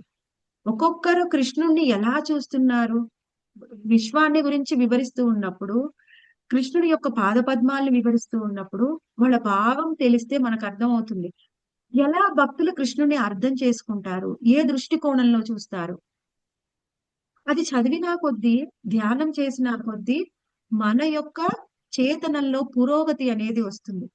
మన పురోగతి చెందిన చేతనంతో భాగవతాన్ని మనం చదివితే మనకు ఒక విధంగా అర్థమవుతుంది. అలా మనం ఈ సాధనలో ఎంత పురోగతి చెందితే అంత బాగా మనకు భాగవతం అర్థమవుతుంది. అందుకనే భాగవతం అనేది ఒక రోజు విన్నాను, నేను 2 సార్లు విన్నానండి, నేను మొత్తం 12 స్కందాలు చదివేశానండి, ఇంకా చదవడానికి ఏముంది, అవే కథలు కదా. కాదు. నువ్వు ఎంత సాధన చేస్తే నీకు భాగవతం అంత బాగా అర్థమవుతుంది. అందుకనే మన గౌడియ వైష్ణవ సంప్రదాయంలో ఉన్న వైష్ణవులకి చైతన్య మహాప్రభు ఇచ్చింది కేవలము హరే కృష్ణ మహామంత్రము, భాగవతాన్ని ప్రతిరోజు అధ్యయనం చేయడం. ఆయన ఆచరణలో చేసి చూపించారు. భాగవతాన్ని ప్రతిరోజు అధ్యయనం చేయండి, భాగవతాన్ని మించింది లేదు. మహాప్రభు మనకి ఆయన ప్రతిరోజు కీర్తన చేయడము, భక్తులని కలవడము, భాగవతం అధ్యయనం చేయడం, ఈ 3 చేశారు. ఇంకా ఏది కూడా చేయలేదు. మనము కూడా అదే చెయ్యాలి. కాకపోతే కేవలం మనము ఆ కథని విన్నాము, ఆ కథలో మనకి ఏం చెప్పారు అంతవరకే కాదు. మనము ఇంకా మన సాధన పెరుగుతున్నా కొద్దీ భాగవతం అర్థమవుతుంది కాబట్టి ప్రతి ఒక్కళ్ళు అధ్యయనం కూడా చేయండి. భాగవతం ఎప్పుడు కూడా చదవండి అని చెప్పడు. మన గురు మహారాజ్ కానీ ప్రభుపాదుల వారు కానీ ఏం చెప్తారు? అధ్యయనం చేయండి అని చెప్తారు. అధ్యయనం వేరు, చదవడం వేరు. అధ్యయనం అంటే చదవడము, అర్థం చేసుకోవడము, దాన్ని స్మరణం చేయడము, తర్వాత ఆచరించడం. ఇది అధ్యయనం. చదవడం అంటే కేవలం అక్కడ చదివాను, నాకు అది అర్థమైపోయింది. ఇది భౌతికమైన ఒక గ్రంథం కాదు. భౌతికమైన గ్రంథాన్ని కేవలం చదువుతాము, అర్థం చేసుకుంటాం, అయిపోతుంది. కానీ ఆధ్యాత్మికమైన శాస్త్రము, ముఖ్యంగా భాగవతం అలా కాదు. భాగవతాన్ని చదివితే ఇంకా వేరే ఏ శాస్త్రము చదవాల్సిన అవసరం లేదు. అందుకనే మనకి శ్రీల జీవ గోస్వామి షట్ సందర్భాలు రచించారు. షట్ సందర్భాల్లో ఆయన ప్రతి జీవ గోస్వామి రాసినటువంటి షట్ సందర్భాలకి మించిన లోతైన శాస్త్రం అనేది ఇంకొకటి లేదు. ఆ మొత్తం షట్ సందర్భాలు దేని గురించి రచించారు అంటే కేవలం భాగవతం గురించి. భాగవతాన్ని ఎలా అర్థం చేసుకోవాలి అనేది మనకు వివరించారు. అంటే భాగవతం ఎంత లోతైనది, అటువంటి ఆచార్యులకి ఏ విధంగా అర్థమైంది. అలా మనము కూడా ప్రతిరోజు ఆ భావంతో అధ్యయనం చేస్తుంటే భాగవతంలో ఉన్నటువంటి ఎన్నో నిగూఢమైన సత్యాలు మనకు అర్థమవుతాయి. ఎంతగా అర్థం చేస్తే అంతగా మనకి కృష్ణుడు అర్థమవుతాడు. ఓకే, నెక్స్ట్ మైత్రేయ ఉవాచ.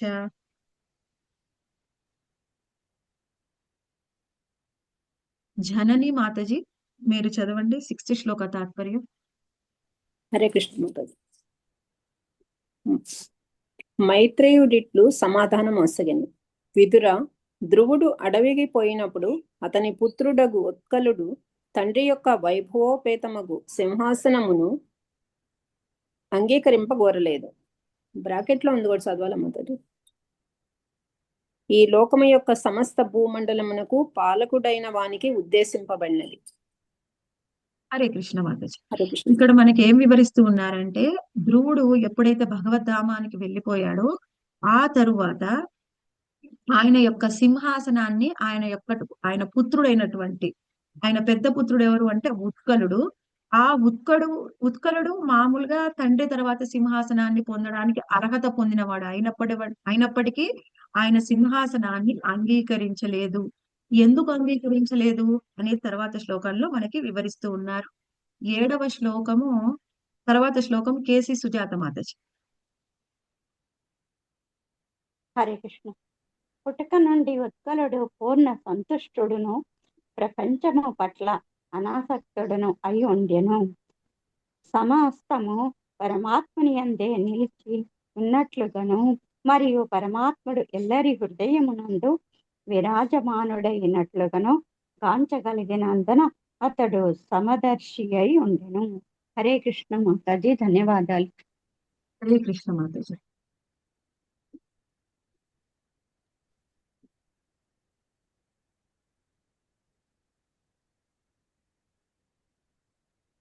ఓకే, ఈ శ్లోకంలో మనకి వివరిస్తూ ఉన్నారు.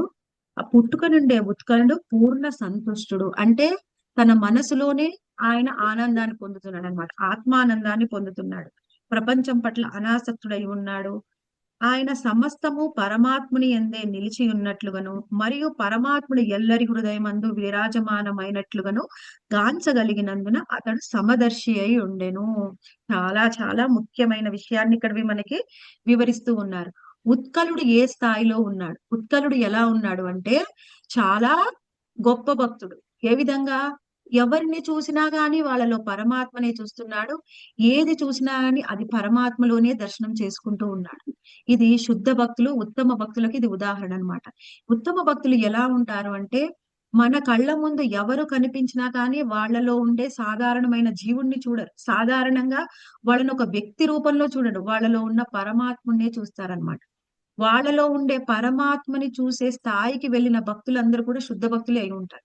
ఎలా అంటే ఇప్పుడు మనం చూస్తూ ఉంటాం, ఎవరైనా ఒక వ్యక్తిని చూస్తే ఆ వ్యక్తిని యొక్క నేచర్ ని, స్వభావాన్ని చూస్తాం. ఎవరైనా ఫర్ ఎగ్జాంపుల్ మన రోడ్డు మీద వెళ్తూ ఉంటే ఎవరైనా ఒకళ్ళు కనిపించారనుకోండి, కనిపిస్తే ఒక్కొక్కసారి వాళ్ళలో ఉండే మంచి లక్షణాలు కనిపిస్తాయి. ఒక్కొక్కసారి మనం ఇంకా కాస్త పురోగతి చెందితే వాళ్ళలో ఉండే మంచి లక్షణాలు కనిపిస్తాయి. ఈ మాతాజీ చాలా మంచిది, చాలా బాగా సర్వీస్ చేస్తుంది, అలా గుర్తొస్తాయి. ఇంకా మనం అంత పురోగతి చెందకపోతే చెడు లక్షణాలు.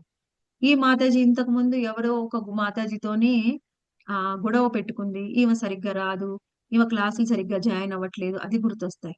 కానీ శుద్ధ భక్తులకి ఎలా ఉంటుందంటే ఎవరిని కూడా చూసినా వాళ్ళలో ఉండే గుణగణాలు, స్వభావం గుర్తురాదు. వాళ్ళకి కేవలం వాళ్ళలో ఉండే పరమాత్ముడే కనిపిస్తాడు. ఇప్పుడు పరమాత్ముని దర్శించడం వలన లాభం ఏంటి? పరమాత్ముడు ఎలా కనిపిస్తాడు? మరి మనం కూడా చూస్తున్న మాతాజీ మాకు కూడా పరమాత్ముడే కనిపిస్తున్నాడు అని అనవచ్చు. కానీ ఇది తెలుసుకున్నంత సులభం కాదు పరమాత్ముని దర్శించడం. ఎవరికైతే ప్రతి ఒక్కళ్ళలో పరమాత్మునే దర్శనం చేసుకుంటారో వాళ్ళకి ఎవరి మీద కోపం రాదు. మనకు అనిపిస్తుంది, అప్పుడప్పుడు చెప్తూ ఉంటారు, మాతాజీ ప్రచారం చేయండి, మీకు తెలిసిన వాళ్ళని క్లాసెస్ కి తీసుకురండి అంటే, మాతాజీ వాళ్ళు రారు మాతాజీ, మేమెంత చెప్పినా వాళ్ళు వినరు మాతాజీ, వాళ్ళకి చెప్పాలంటేనే భయం వేస్తుంది, ఏదో ఒకటి అంటారు. అంటే ఏంటి? మనము బయటికి కనిపించే వ్యక్తిని చూస్తాం, వాళ్ళ గుణగణాలను చూస్తాం. కానీ గురు మహారాజ్ ఎలా అంటే ఆయన దాదాపుగా కోమాలోకి వెళ్ళిపోయారనమాట. బయటికి చూడడానికి మనకు కోమాలోకి వెళ్ళిపోయినట్టు అనిపిస్తుంది, కానీ ఆయన ఎప్పుడు కూడా అలా వెళ్ళలేదు. అందుకని ఆయన ఆయన కోమాలో ఉన్నప్పుడు కూడా ఎవరైనా వచ్చి ఆయన దర్శనం చేసుకుంటే ఒకసారి ఒక మహారాజ్ వచ్చి ఆయన్ని దర్శనం చేసుకున్నారు. మీరు అన్కాన్షియస్ లో ఉన్నప్పుడు నేను వచ్చి 2 సార్లు మిమ్మల్ని దర్శనం చేసుకున్నానండి అంటే, లేదు నువ్వు 3 సార్లు వచ్చావు.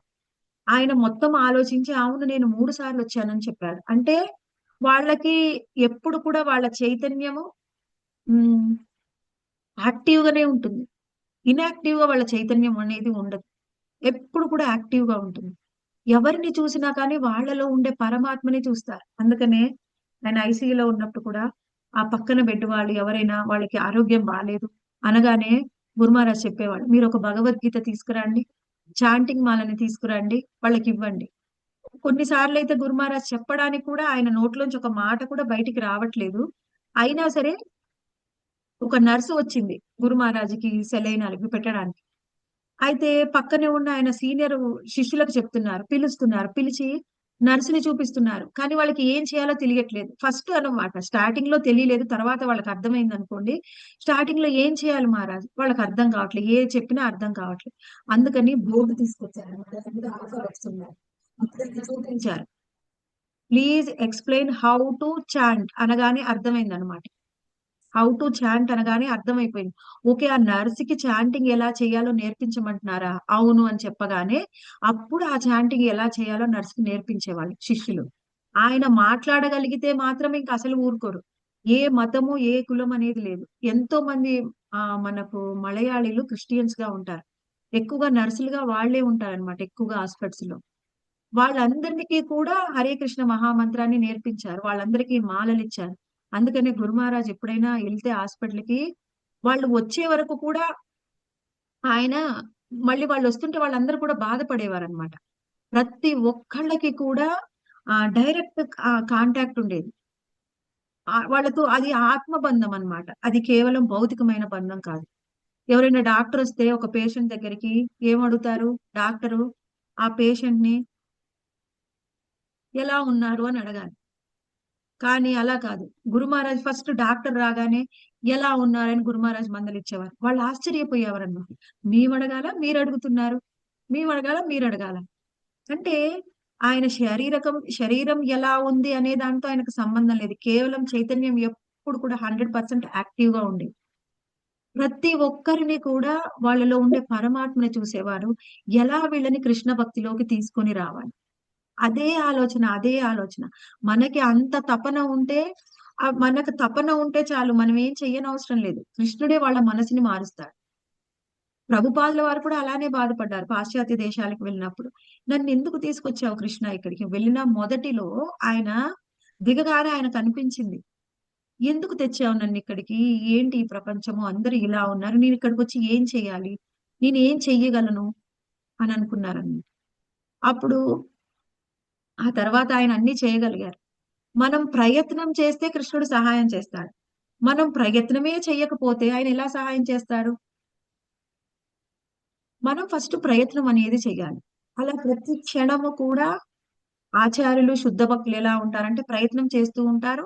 వాళ్ళకు గురువు కృష్ణుడు సహాయం చేస్తూ ఉంటారు. అందుకనే ప్రయత్న లోపం ఉండకూడదు. ఎవరైతే ప్రతి ఒక్కరిలో పరమాత్ముని చూస్తారో వాళ్ళకి ఎప్పుడు కూడా కోపం అనేది రాదు. మనము భౌతికంగా చూస్తే ఇక్కడ మనకి ఎప్పుడు కూడా ఇది నాకు గుర్తొస్తుందండి. ఏంటి అంటే ఒక ఒక వ్యక్తిని చూస్తే వాళ్ళ చైతన్యం ఎలా ఉంది అనేది చెప్పవచ్చు. వాళ్ళ ప్రవర్తనను బట్టి. మనకు అది ఫర్ ఎగ్జాంపుల్ మనం చూస్తే మనకి మూడవ స్కందంలో లేదు.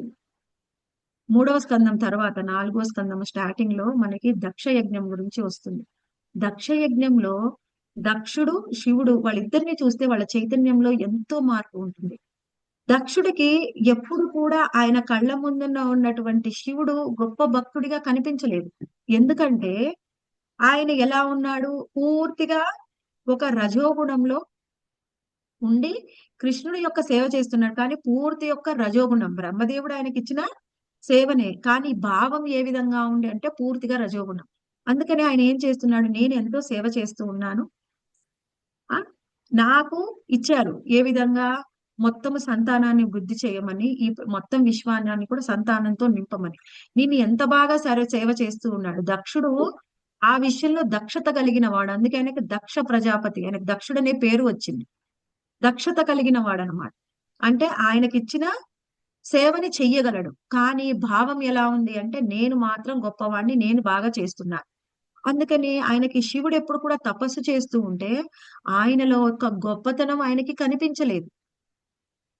కనిపించలేకుండా ఆయన ఎప్పుడు కూడా నిందిస్తూ ఉన్నాడు, విమర్శిస్తూ ఉన్నాడు.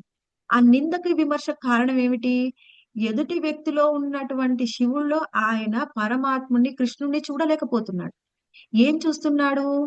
కేవలము శివుడి యొక్క స్వభావాన్ని, ఆయన బయటకు చేసేటువంటి ఆయన కర్మలు, ఆయన పనులు ఎలా ఉన్నాయి దాన్ని చూసి ఆయన ఒక నిర్ణయానికి వస్తున్నాడు. ఎవరైనా కానీ అలా బయటికి చూసి నిర్ణయానికి వస్తే వాళ్ళలో ఎదుటి వాళ్ళలో ఉండేటువంటి భగవంతుని, పరమాత్ముని చూడలేకపోతే వాళ్ళు ఎలా భక్తులవుతారు? అంటే ఆయన చూడ్డానికి ఎంతో గొప్పవాడు.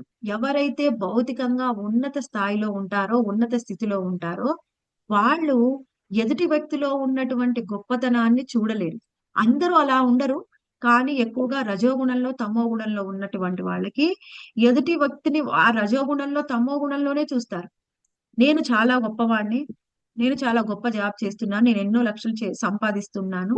ఎదుటివాడు ఏం చేస్తున్నాడు, ఆయన ఏం జాబ్ చేస్తున్నాడు, ఆయన ఎన్ని లక్షలు సంపాదిస్తున్నాడు, ఆయన భౌతికంగా ఎంత సక్సెస్ అయ్యాడు అనే దాన్ని బట్టి ఎదుటి వాళ్ళని గొప్పవాళ్ళ కాదా అని నిర్ణయిస్తాం మనం. అలానే నిర్ణయిస్తున్నాడు దక్షుడు కూడా. ఇప్పుడు మనము భక్తి యోగము 12th క్యాంటోలో చూస్తే, 12th చాప్టర్ లో భగవద్గీతలో ఏం చెప్తున్నారు? ఇంద్రియాలతో చేసే భక్తి అనేది అన్ని భక్తి యొక్క విధానాలలో కూడా అది తక్కువ స్థాయిలో ఉంది. కానీ మన మనస్సుతో, బుద్ధితో చేసేది ఆ భక్తి అనేది ఎంతో ఉన్నత స్థాయిలో ఉంది. ఎప్పుడు కూడా ఆయన మనసులో కృష్ణుణ్ణి ఆరాధిస్తూ ఉన్నాడు శివుడు. ఆయన గొప్ప భక్తుడా, ఈయన గొప్ప భక్తుడా? అంటే ఎదుటి వ్యక్తిని ఒక వ్యక్తిగా చూస్తున్నాడు, కానీ ఆయనలో ఉన్న పరమాత్మని చూడడం లేదు. అందుకని ఆయన ఏమంటున్నాడు, నేను వచ్చాను, నాకు ప్రణామం చెయ్యలేదు. అంటే నాకు ప్రణామం చేయలేదని దక్షుడు భావిస్తూ ఉన్నాడు అంటే ఆయనని ఆయనగా ఒక వ్యక్తిగా భావిస్తూ ఉన్నాడు. ఆయనని కృష్ణ భక్తుడిగా భావించట్లేదు. ఎవరైతే కృష్ణ భక్తులుగా మనని మనం భావించుకుంటామో వాళ్ళు ఎదుటి వాళ్ళు గౌరవాన్ని ఇవ్వాలి అని కోరుకోరు. ఆయనని ఆయనగా భావిస్తున్నాడు. అందుకనే మనకి ఏం చెప్తూ ఉన్నారు, భక్తి రసామృత సింధులో మనకి అన్ని దోషాలు కూడా, దోషాలన్నిటి నుంచి కూడా బయటపడాలి అంటే ఏ విధంగా మనం ఉండాలి అనేది మనకి వివరిస్తూ ఉన్నారు. అది మనము తర్వాత శ్లోకంలో చర్చిస్తాము. అయితే ఇక్కడ మనము చూడాలి ప్రతి ఒక్కళ్ళ కూడా చైతన్యం ఏ విధంగా ఉంది అని. శుద్ధ భక్తుల యొక్క చైతన్యము ఎదుటి వ్యక్తిలో ఉన్న పరమాత్మని చూస్తారు తప్పించి వాళ్ళు ఏ విధంగా కర్మలు చేస్తున్నారని చూడరు. ఇక్కడ ఉత్కలుడు కానీ, జడభరతుడు కానీ చూస్తే మనకి తర్వాత శ్లోకంలో వస్తుంది. ఉత్కలుడు, జడభరతుడు వాళ్ళిద్దరూ కూడా శుద్ధ భక్తులు, కానీ బయటకు చూడ్డానికి వాళ్ళు ఎలా కనిపిస్తున్నారంటే ఒక పిచ్చివాడిలాగా, తెలివి లేని వాళ్ళలాగా, మూగవాళ్ళలాగా కనిపిస్తారు. ఎందుకంటే వాళ్ళు బయటికి ఎలా కనిపిస్తున్నారో మనం అలానే చూస్తున్నాం. అప్పుడు ఉన్న పరిస్థితులు అప్పుడు కూడా చాలా మంది వాళ్ళని అలానే చూశారు. అలా చూసేవాడు శుద్ధ భక్తుడు కాదు. శుద్ధ భక్తుడు ఎప్పుడు కూడా ఎదుటి వ్యక్తి యొక్క స్థాయి, ఒకళ్ళ యొక్క చేతన ఎలా ఉంది అనేది చూస్తారు. అందుకనే చైతన్య మహాప్రభు మొదటిసారి జగన్నాథుని దర్శించుకోవడానికి వెళ్ళినప్పుడు మహాప్రభు జగన్నాథుని దర్శించుకోగానే వెంటనే ఆయన భావస్థితిలోకి వెళ్ళిపోయి ఆయన కళ్ళు తిరిగి పడిపోయారు. ఎలా ఉన్నారంటే ఎదురు బయటి వాళ్ళకి చూడ్డానికి ఈయన అసలు బ్రతికే ఉన్నాడా ఈ వ్యక్తి లేదా? కానీ ఎప్పుడైతే సార్వభౌమ భట్టాచార్య వచ్చి చైతన్య మహాప్రభుని చూశారో ఆయనకు అర్థమైంది ఎవరో ఈయన గొప్ప భక్తుడు, ఈయన భక్తిలో ఉన్నత స్థాయిలో ఉన్నాడు, అందుకని ఈ విధంగా ఉన్నాడు. కానీ ఈయన ఇది కళ్ళు తిరిగి పడిపోవడం కాదు అని వెంటనే మనుషుల్ని పిలిపించి వాళ్ళ ఇంటికి పంపించాడు. చైతన్య మహాప్రభుని ఇంటికి తీసుకుని వెళ్ళాడు. అందుకని మనము అర్థం చేసుకోవాలి, మనం ఎదుటి వ్యక్తిని ఎలా చూస్తున్నాము అనే దాన్ని బట్టి మన చేతన ఉంది. ఎదుటి వాళ్ళు మనని ఎలా చూస్తున్నారు? ఎప్పుడు కూడా మనం ఏదైనా ఒక క్లాస్ విన్నా కానీ, భగవద్గీత విన్నా, భాగవతం చదివినా ఎక్కువగా ఒక సాధారణ వ్యక్తి యొక్క భావం ఎలా ఉంటుంది, స్వభావం ఎలా ఉంటుంది అంటే అది ఎదుటి వ్యక్తిలో చూస్తాం. అవును, మీరు చెప్పింది నిజమే మాతాజీ, నేను మొన్న ఒక మాతాజీని కలిశాను, ఆమె ఇలానే ఉంది. ఎలా ఉంది ఆమె అనేది మనకి సంబంధం లేదు, మనకు అవసరం కూడా లేదు. నువ్వెలా ఉన్నావు, నీ చేతన ఎలా ఉంది? మనం దక్షుల్లాగా ఉన్నామా, శివుళ్లాగా ఉన్నామా, సార్వభౌమ భట్టాచార్య లాగా ఉన్నామా, అసలు ఏ స్థాయి లేదా, అంతకంటే ఉన్నతంగా ఉన్నావా, తక్కువగా ఉన్నా? ఎప్పుడు కూడా మనని మనం చూసుకోవాలి. ఏది విన్నా మనని మనం చూసుకోవాలి. నేను ఎక్కడ ఉన్నాను, నేను ఏ స్థాయిలో ఉన్నాను, నేను ఎలా ఇంప్రూవ్ అవ్వాలి, ఎప్పుడు కూడా అదే మన ఫోకస్ ఉండాలి. ఎదుటి వ్యక్తిలో ఉన్న తప్పులు ఎతకడం కోసం కాదు మనం భాగవతం చదివేది, మనని మనం ఉద్ధరించుకోవడం కోసం భాగవతం చదువుతున్నాం. ఆ తర్వాత కాస్త మన చైతన్యం పురోగతి చెందితే ప్రతి ఒక్కటి చదువుతుంటే కూడా మనకి కృష్ణుడు కనిపిస్తాడు. కృష్ణుడి యొక్క ప్రీత్యర్థం, కృష్ణుడికి ఏం నచ్చుతుంది ఏం నచ్చదు అది తర్వాత మనకు అర్థం అవుతుంది. ముందు మనని మనం ఉద్ధరించుకోవాలి, మనలో ఉన్న అనర్థాలని పోగొట్టుకోవాలి. ముందు మన సాధన అనేది ఆ విధంగా ఉండాలి. నెక్స్ట్ శ్లోకం 8 మరియు 9 శ్లోకాలు మనకి సుబ్బరామయ్య ప్రభుజీ చదువుతారా? హరే కృష్ణ మాతాజీ. పరబ్రహ్మ జ్ఞానము వికసించుట వలన అతడు అది వరకే దేహబంధము నుండి ముక్తిని బడసి ఉండెను, అదే నిర్వాణమనబడును. అతడు దివ్యానందమునందు నెలకొని అధికాధికముగా వృద్ధి చెందు ఆ స్థితి ఎందే కొనసాగెను. నిరంతరమగు భక్తి యోగము వలననే అతనికి సాధ్యపడెను. సమస్త కల్మషములను దగ్ధము చేయునది కనుక అట్టి భక్తి అగ్నితో పోల్చబడినది.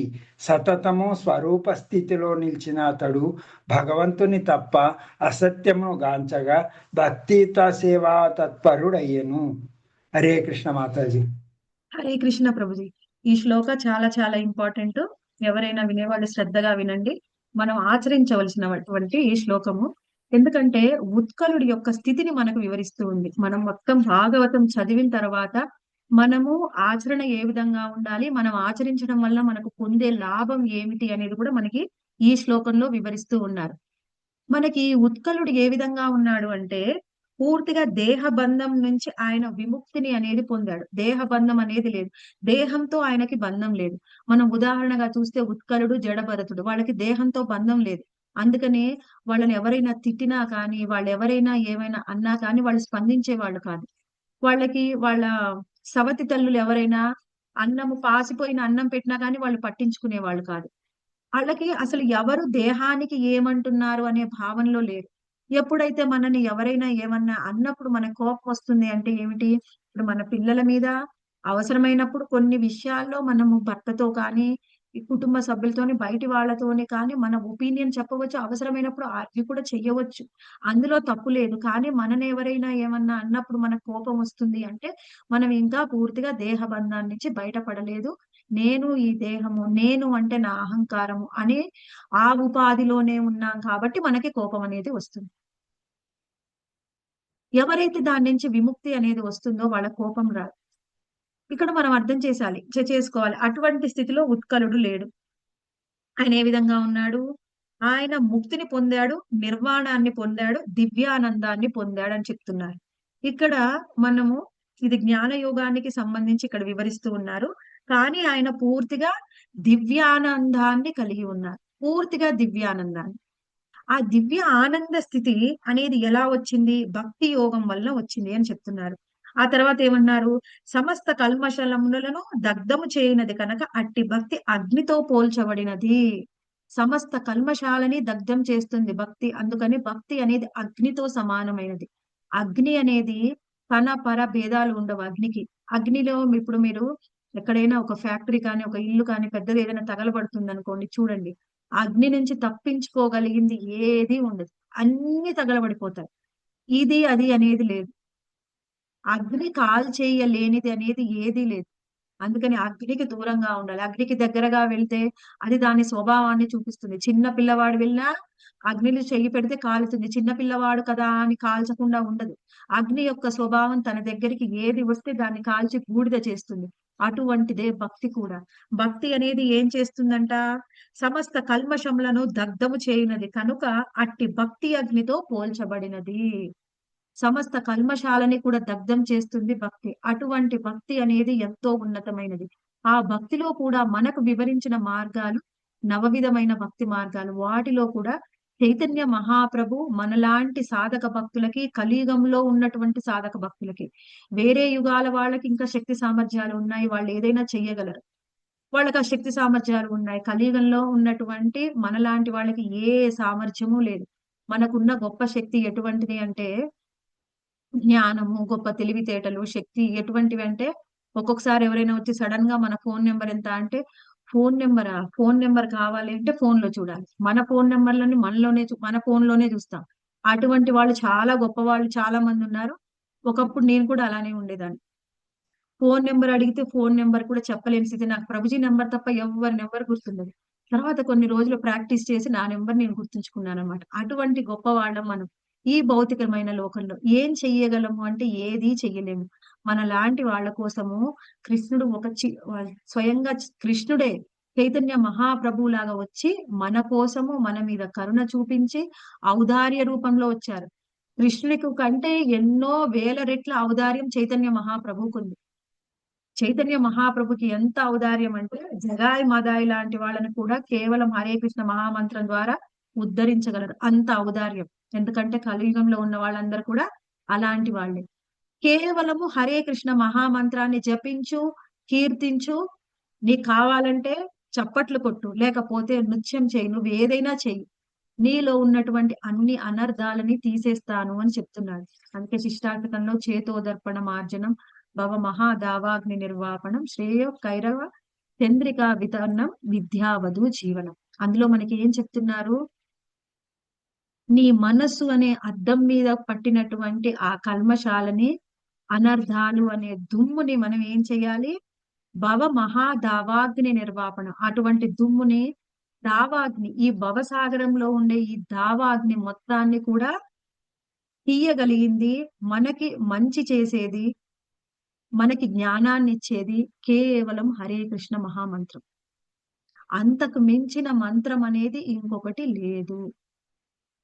అటువంటి హరే కృష్ణ మహామంత్రాన్ని ప్రతి నిత్యము జపించండి. జపిస్తే వాళ్ళకి ఏం జరుగుతుంది అనేది మనకి మొదటి స్కందము మొదటి అధ్యాయం 14వ శ్లోకంలో మనకి వివరిస్తూ ఉన్నారు. ఇక్కడ ఏమంటున్నారంటే ఆపన్న సంస్కృతిం ఘోరాం యన్నామా వివశో గృణన్ తత సద్యో విముచ్యేత యద్విభేతి స్వయం భయం. అతి ఘోరమగు జన్మ మృత్యు వలలో చిక్కి ఉండడి జీవులు భయమునకే భయమును కలిగించు పవిత్రమైన కృష్ణనామమును వివశ్వమున ఉచ్చరించినను శీఘ్రమే ముక్తిని పొందగలరు. ఇది చాలా ఇంపార్టెంట్, శ్రద్ధగా వినండి.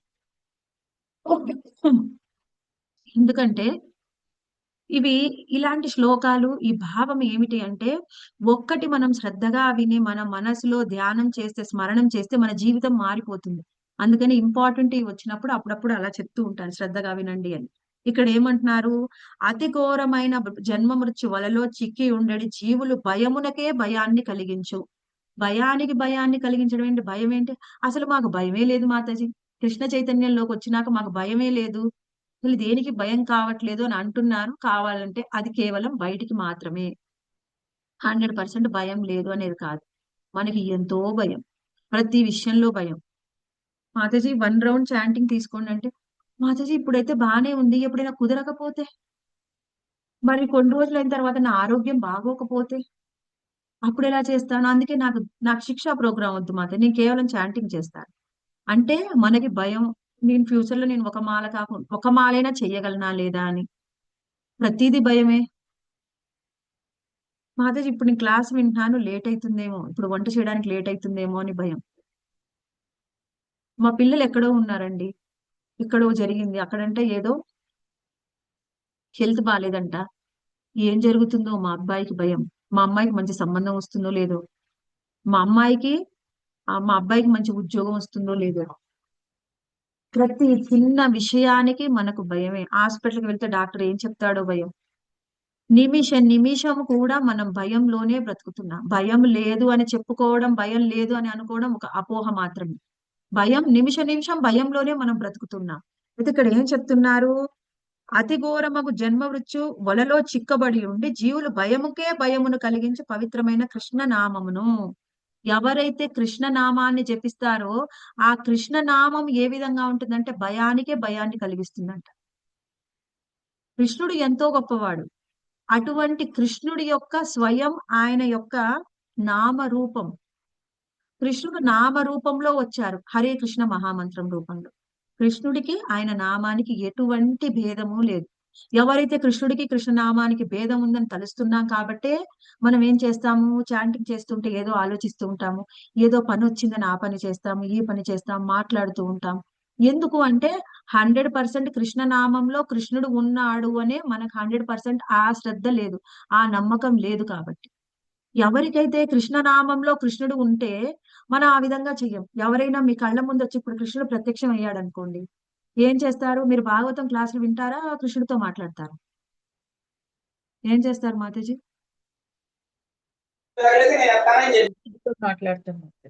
కృష్ణుడితో మాట్లాడతాం. ఇంకా ఒక నిమిషం కూడా అటు ఇటు చూడం, ఓన్లీ కృష్ణుడే చూస్తాం, కృష్ణుడితోనే మాట్లాడతాం. ఒక నిమిషం కళ్ళు రెప్పలు కొడితే కృష్ణుడు మాయమైపోతాడేమో అని భయం. అలా నిమిషం కృష్ణుడి మీదనే ధ్యానం. హరే కృష్ణ మహామంత్రంలో ఆ ధ్యానం ఎందుకు లేదు అంటే 100% మనకు నమ్మకం లేదు నామంలో కృష్ణుడు ఉన్నాడు అని. అర్చామూర్తి ముందర నిలబడి ఏమేమో ఆలోచిస్తాం, తర్వాత వంట ఏం చేయాలో ఆలోచిస్తాం విగ్రహారాధన చేస్తూ. ఎందుకు అంటే విగ్రహంలో కృష్ణుడు ఉన్నాడు అని మనకు 100% నమ్మకం లేదు. ఎవరికైతే నమ్మకం ఉంటుందో ఆ నమ్మకంతో కృష్ణనామం చదివితే ఇంకా ఎంతో ఫలితం ఉంటుంది. లేదు అంత నమ్మకం లేదండి, అసలు ఇప్పుడిప్పుడే మేము వచ్చాం కృష్ణ భక్తిలోకి, అలాంటి వాళ్ళకు కూడా ఏమంటున్నారు? వివశ్వమున ఉచ్చరించినను శీఘ్రమే ముక్తిని పొందగలరు. వివశ్వమున అంటే నీకు ఇష్టం ఉన్నా లేకపోయినా, ఇప్పుడు క్లాస్ వింటున్నారు, చాంటింగ్ చేయమన్నారు, ఇష్టం లేదు, మాతాజీ ఏమనుకుంటారో క్విట్ అయితే, అందుకని క్లాస్ లో ఉండి మన పని మనం చేసుకుందాం. మాతాజీ చెప్పారు ఒక నామం చేయమని, ఒక మాల చేయమని, చేద్దాం. అలా చేసినప్పటికీ నీకు ఫలితం ఉంటుంది. ఏం ఫలితము అంటే భయాన్ని కలిగిస్తుంది కృష్ణనామము. అంటే నీకున్నటువంటి అన్ని భయాల నుంచి కూడా నువ్వు ముక్తిని పొందుతావు, నీకు భయం అనేదే ఉండదు కృష్ణనామాన్ని జపిస్తే. భక్తి శ్రద్ధలు పూర్తిగా లేకపోయినప్పటికీ మనకి ధైర్యాన్ని ఇస్తుంది. ఎంతగా మన భక్తి శ్రద్ధలు పెరుగుతాయో అంతగా మనకి ధైర్యాన్ని ఇస్తుంది. పూర్తిగా భక్తి శ్రద్ధలు శుద్ధ భక్తులు చదివితే వాళ్ళకి అసలు భయం అనేదే ఉండదు. అది మనకు వివరిస్తుంది అన్నమాట. హరే కృష్ణ మహామంత్రాన్ని ఇంకా శ్రద్ధతో జపించడం వల్ల వచ్చే లాభం ఏమిటి? అది మనకి భక్తి రసామృత సింధులో రూప గోస్వామి చెప్పారు. సర్వోపాధి వినుర్ముక్తం తత్పరత్వేన నిర్మలం హృషికేజ సేవనం భక్తి రుచ్యతే. ఇందులో ఏం చెప్తున్నారంటే సర్వోపాధి వినుర్ముక్తం. ఉపాధి అంటే నేను అంటే ఒక స్త్రీని, ఒక గృహిణిని, నేను ఒక తల్లిని, నేను ఒక భక్తురాలిని, ప్రతి ఒక్కటి కూడా నేను అంటే ఇది నేను అని, మన గురించి మనము నేను అనేది ఒక ఉపాధి అనేది ఖచ్చితంగా ఉంటుంది. ఆ ఉపాధి నుంచి మనం పూర్తిగా ఇంకా బయటపడడం అనేది అతి కష్టం. హరే కృష్ణ మహామంత్రాన్ని ఎవరు జపిస్తారో వాళ్ళు అన్ని ఉపాధుల నుంచి కూడా బయటపడతారు. అంటే ఈ శరీరానికి సంబంధించిన ఉపాధులు, ప్రతి ఒక్క అన్ని రకాల ఉపాధుల నుంచి కూడా బయటపడతారు. అది ఒక్కటే కాకుండా మనసు, శరీరానికి సంబంధించినవి, మనసులో ఉండే అనర్థాల నుంచి కూడా బయటపడతారు. ఇంద్రియాలకు ఉండే అనర్థాలు. హృషికేన హృషికేశ సేవనం. అటువంటి హృషికేశుడు కృష్ణుడు. అటువంటి మన ఇంద్రియాలు ఆ కృష్ణుణ్ణి ఆరాధించడం వలన, ఆ హృషికేశుణ్ణి ఆరాధించడం వలన, హృషికేన మనలో ఉన్నటువంటి ఇంద్రియాలలో ఉండే అన్ని అనర్థాలు కూడా పోతాయి. మనలో ఎన్నో అనర్థాలు ఉన్నాయి. కళ్ళ ద్వారా మనం తప్పులు చేస్తాం, అనర్థాలను తెచ్చుకుంటాం. ఆ అనర్థాలు మన ముక్కు ద్వారా, మన చెవుల ద్వారా, మన స్పర్శ ద్వారా ఎన్నో అనర్థాలను తెచ్చుకుంటాం, ఎన్నో తప్పులు చేస్తూ ఉంటాం. అవన్నిటి నుంచి కూడా మనం బయటపడతాం కేవలము హరే కృష్ణ మహామంత్రాన్ని జపించడం వలన. అన్ని ఉపాధుల నుంచి బయటపడడం అతి కష్టం. ఇప్పుడు మనం చూసాం ఇందాక దక్షుడి ఉదాహరణ. దక్షుడు నేను గొప్ప ప్రజాపతిని అనే భావంలోనే ఉన్నాడు. ఎంతగా అందులో కూరుకొని పోయాడు అంటే, ఆయనకి ఎంతో ప్రియమైనటువంటి కూతురైనటువంటి సతి ఆయన కళ్ళ ముందు మరణిస్తూ ఉంది కేవలం ఆయన వల్ల, ఆయన ప్రవర్తన వల్ల, ఆయన స్వభావం వల్ల. అయినా కానీ ఆయన మనసు కరగలేదు. నేను అనేది ఎంతగా పెరిగిపోతే మన బంధువులు, మన స్నేహితులు, మన పిల్లలు కూడా మనకి కళ్ళకు కనిపించకుండా పోతారు. అందుకని సతీ చనిపోతుంది, ఆయనకి ఏ బాధ కూడా కలగలేదు.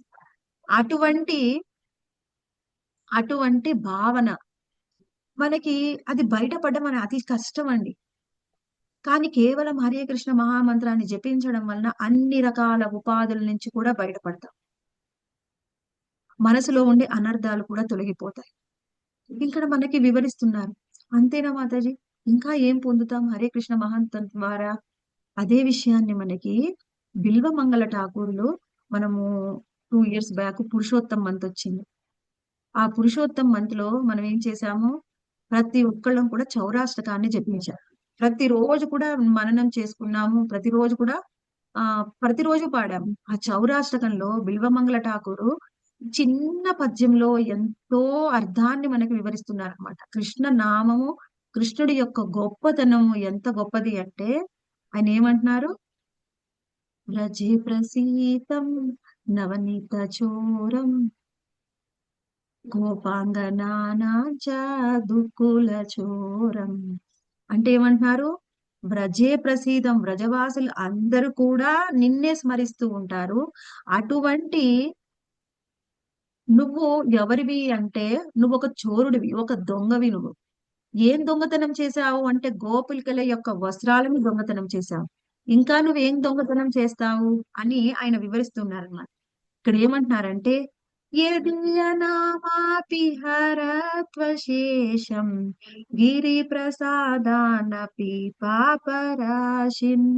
ఏమంటున్నారు ఇక్కడ, నువ్వు మొత్తము కూడా ఎటువంటిది, నీ నామాన్ని ఉచ్చరిస్తే నువ్వు మొత్తం పవిత్రం చేస్తావు. ఏం పవిత్రం చేస్తావు అంటే, పర్వతాలంత పాపరాశి మాకుంది, అటువంటి మొత్తం పాపరాశిని కూడా మొత్తం నువ్వు దొంగతనం చేస్తావు. ఎవరు అంటే, నువ్వు చోరుడు అని చెప్పాడు, నువ్వు దొంగవి. మొత్తం మా పాపాలను అన్నింటినీ కూడా దొంగలిస్తావు నువ్వు. ఒకసారి మహానంద ప్రభు చెప్తుంటే విన్నాను. ఆయన ఏమన్నారంటే, ప్రతి ఒక్కళ్ళకు కూడా ఉండే పాపాలంటే ఆ మేరు పర్వతం అన్ని పాపాలు ఉంటాయి.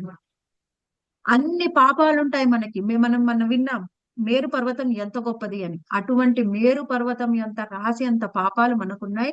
అన్ని పాపాలని మనం ఏం చేసినా తగ్గించుకోలేం, ఎన్ని జన్మలు వేసినా అవి మొత్తం కరిగిపోవు. కానీ ఆయన ఏమంటున్నారు, అటువంటి పాపరాశిని కూడా నువ్వు ఒక చోరుడివి, వచ్చి అన్ని మా పాపాలని కూడా దొంగతనం చేసేస్తావు, అటువంటి చోరుడివి నువ్వు అని చెప్తున్నారు. ఆ తర్వాత ఇంకేమంటున్నారంటే, ఆశ్చర్య రూపో నన్ను చేరయి దృక్ దిశ శ్రుతో వాన మాయా కదాపి.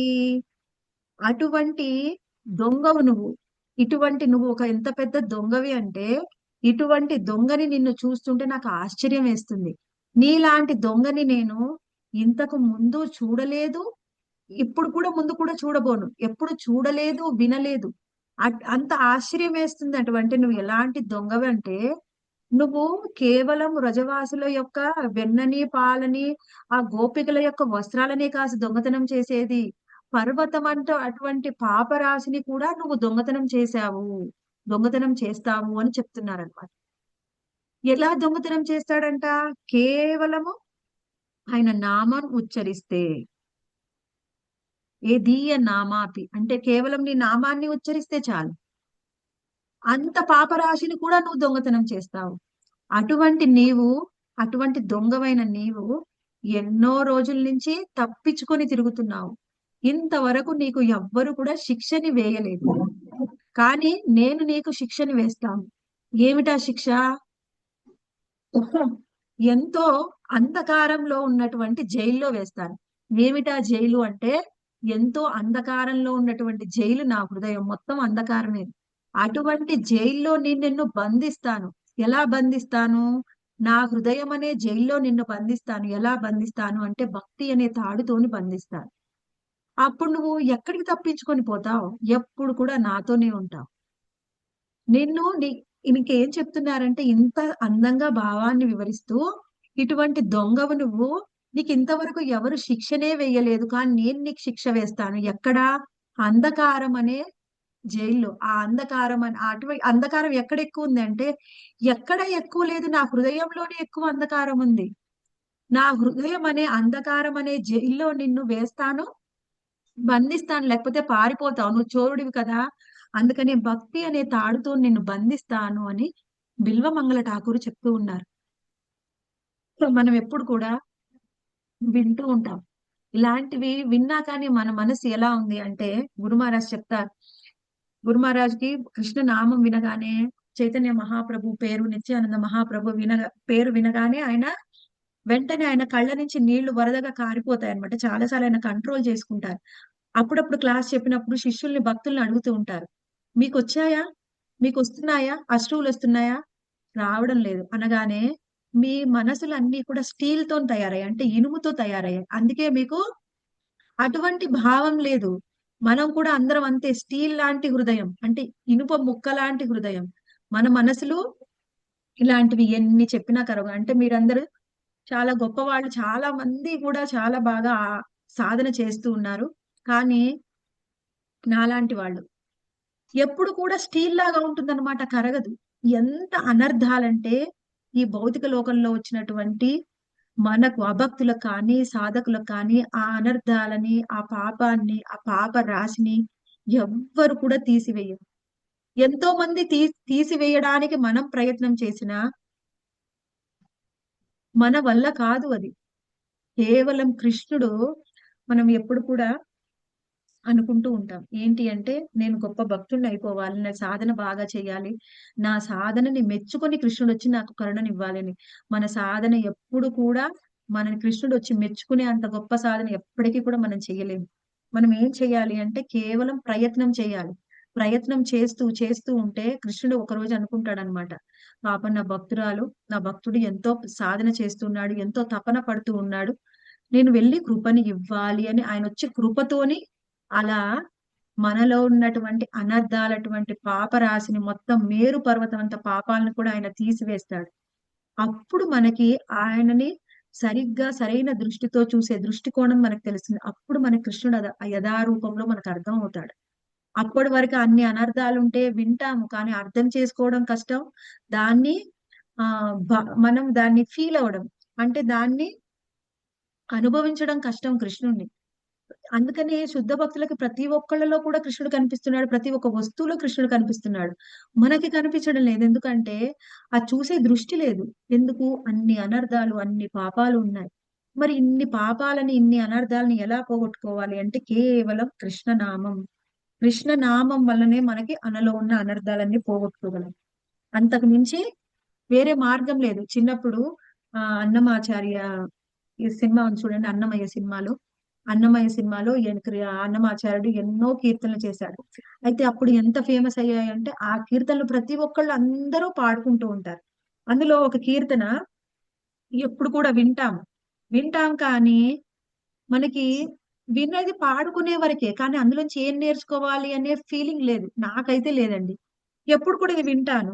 హరి అవతారములే అన్ని మంత్రములు, హరి హరి హరి హరి హరి హరి పిలవో మనసా, హరి అవతారములే అన్ని మంత్రములు. హరి అవతారాలే అన్ని మంత్రాలు, హరి హరి అని పిలువు అని అన్నమాచార్యుడు చెప్తున్నాడు. ఎన్నిసార్లు విన్నా ఓకే, ఎప్పుడు హరినామాన్ని జపించాలి అనే భావన అయితే రాలేదు. కేవలం పాడుకున్నామంటే అంటే ఆచార్యులు అందరూ కూడా మనకి వచ్చి చెప్తున్నారు. వాళ్ళు ఏం చేస్తున్నారు? మనని ఉద్ధరించడం కోసము మనకి ఎప్పుడు కూడా జ్ఞానాన్ని ఇవ్వడానికి ప్రయత్నం చేస్తున్నారు. కానీ తీసుకోవడానికి మనం రెడీగా లేము. ఎప్పుడైతే ఒక భక్తుడి యొక్క సాంగత్యంలోకి వస్తామో డైరెక్ట్ గా రావాలి. అన్నమాచార్యుడు ఎక్కడో కీర్తన చేశాడు. అందుకే మన మనసు కరగడం లేదు. ఎప్పుడైతే ఒక భక్తుడి యొక్క సాంగత్యంలోకి వస్తామో ఆ భక్తుడు మనకిస్తాడనమాట. ఏమిటి? భక్తిని ఇస్తాడు. హరే కృష్ణ మహామంత్రాన్ని ఇస్తాడు. హరే కృష్ణ మహామంత్రాన్ని జపించడానికి మనకి ఆ శ్రద్ధని ఇస్తాడు.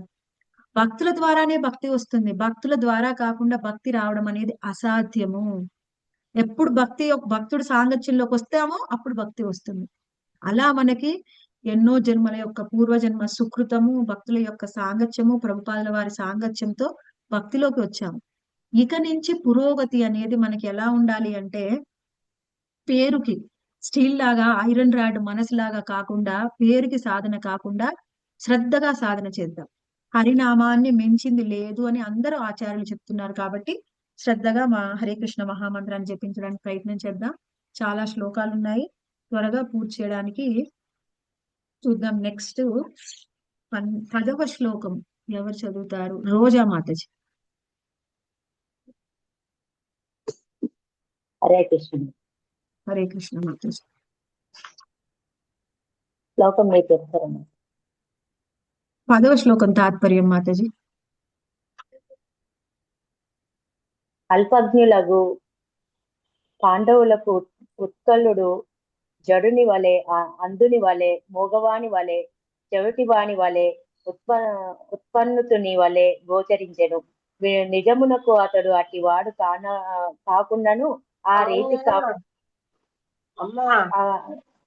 రీతి కన్నప్పటి బూడిదనే కప్పబడి జ్వాలాగ్ని వలె నిలిచెను. భాష్యము. లౌకిక జనులు తయారు చేసేది జగడమును, కలతను, ప్రతికూల పరిస్థితులను తప్పించుకొనుటకు జడభర్తుడు లేదా ఉత్కలుడు వంటి సాధు పురుషుడు సదా మౌనము వహించియుండును. అల్పజ్ఞులు అట్టి సాధు పురుషులను ఉన్మత్తుని, చెవిటి వారిని లేదా మూగవారిని తలుతురు. నిజమునకు భక్తిలో పురోగమించిన వాడు భక్తిమయ జీవనంలో లేనట్టి వారితో సంభాషించ నిరాకరించును. కానీ భక్తిమయ జీవనమును హరే కృష్ణ మాతాజీ ఓన్లీ తాత్పర్యం మాత్రమే. ఇక్కడ ఏం చెప్తున్నారు అంటే, ఉత్కలుడు మరియు జడభరతుడు ఉదాహరణగా చూపిస్తూ, ఉత్కలుడు ఎప్పుడు కూడా మనకి ఎలా ఉండేవాడంటే అంధుడిలాగా, జడుల్లాగా, మూగవాణ్లాగా, చెవిటివాణ్లాగా, ఉన్మత్తుల్లాగా కనిపించేవాడు. బయటికి కనిపించేవాడు ఆ విధంగా ఉండేవాడు. కానీ లోపల ఆయన భావం వేరుగా ఉందన్నమాట. అది ఎలా పోలుస్తున్నారంటే, బూడిదలో కప్పబడిన అగ్ని. అగ్ని బూడిదలో ఉన్నప్పటికీ ఎప్పుడూ అది చల్లారిపోదన్నమాట, రగులుకుంటూనే ఉంటుంది. ఆయన మనసులో ఉన్న భక్తి అనేది బయటికి కనిపించలేదు. బయట ఉండే ఆయనటువంటి కర్మల ద్వారా అది కప్పబడిపోయి ఉందన్నమాట. ఇక్కడ మనం ఏమర్థం చేసుకోవాలి అంటే, ఎప్పుడు కూడా ఇటువంటి భక్తులు ఎవరితో కూడా అభక్తులతోనే కలవరు. కేవలం భక్తులతోనే మాట్లాడతారు. అభక్తులతో కలవడానికి కానీ, మాట్లాడడానికి కానీ ఎవరితో కూడా ఇక్కడ చెప్తున్నారు. జగడము, కలత, ప్రతికూల పరిస్థితులు ఎన్ని వచ్చినా వాళ్ళు తట్టుకొని ఉంటారు. అటువంటి పరిస్థితులకి లోబడరు. భక్తులతో తప్ప అభక్తులతో సాంగత్యం చేయడానికి శుద్ధ భక్తులు ఇష్టపడరు. కాకపోతే వాళ్ళని ఉద్ధరించడం కోసం ప్రచారం చేయడానికి ప్రయత్నం చేస్తారు, కానీ వాళ్ళతో స్నేహాన్ని మాత్రం చెయ్యరు అని చెప్తున్నారు. నెక్స్ట్ 11వ శ్లోకము లావణ్య మాతాజీ చదువుతారా? చదువుతామతాజీ. హరే కృష్ణ. ఈ కారణమున మంత్రులు, కుల పెద్దలు ఉత్కలుడు బుద్ధిహీనుడు అని నిజమును పిచ్చివాడని తలచిరి. అందువలన అతని సోదరుడు వత్సురునికి రాజసింహాసనమును వసకగా అతడు ప్రపంచముకు రాజయ్యను. హరే కృష్ణ మాతాజీ. హరే కృష్ణ మాతాజీ. ఇక్కడ ఏం వివరిస్తున్నారంటే, ఆయనను చూసి చాలా గొప్పవాడు అని భక్తుడని తెలుసుకునే, అర్థం చేసుకునే స్థితి లేక అక్కడ ఉన్నటువంటి మంత్రులు, కుల పెద్దలు వాళ్ళందరూ ఉంటారు కదా, వాళ్ళ మొత్తము రాజ్యంలో ఉన్నటువంటి వాళ్ళందరూ కలిసి కూడా ఒక నిర్ణయం చేసుకున్నారనమాట. ఉత్కలుడు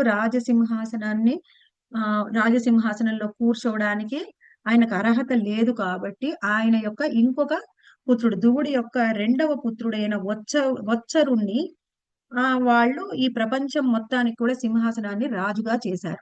ఇక్కడ మనం ఒకటి అర్థం చేసుకోవాలి. ఏమిటి? కేవలం వాళ్ళు ఓకే అని చెప్పడం కాదు, ఉత్కలుడు కూడా అంగీకరించలేదు రాజు కావడానికి.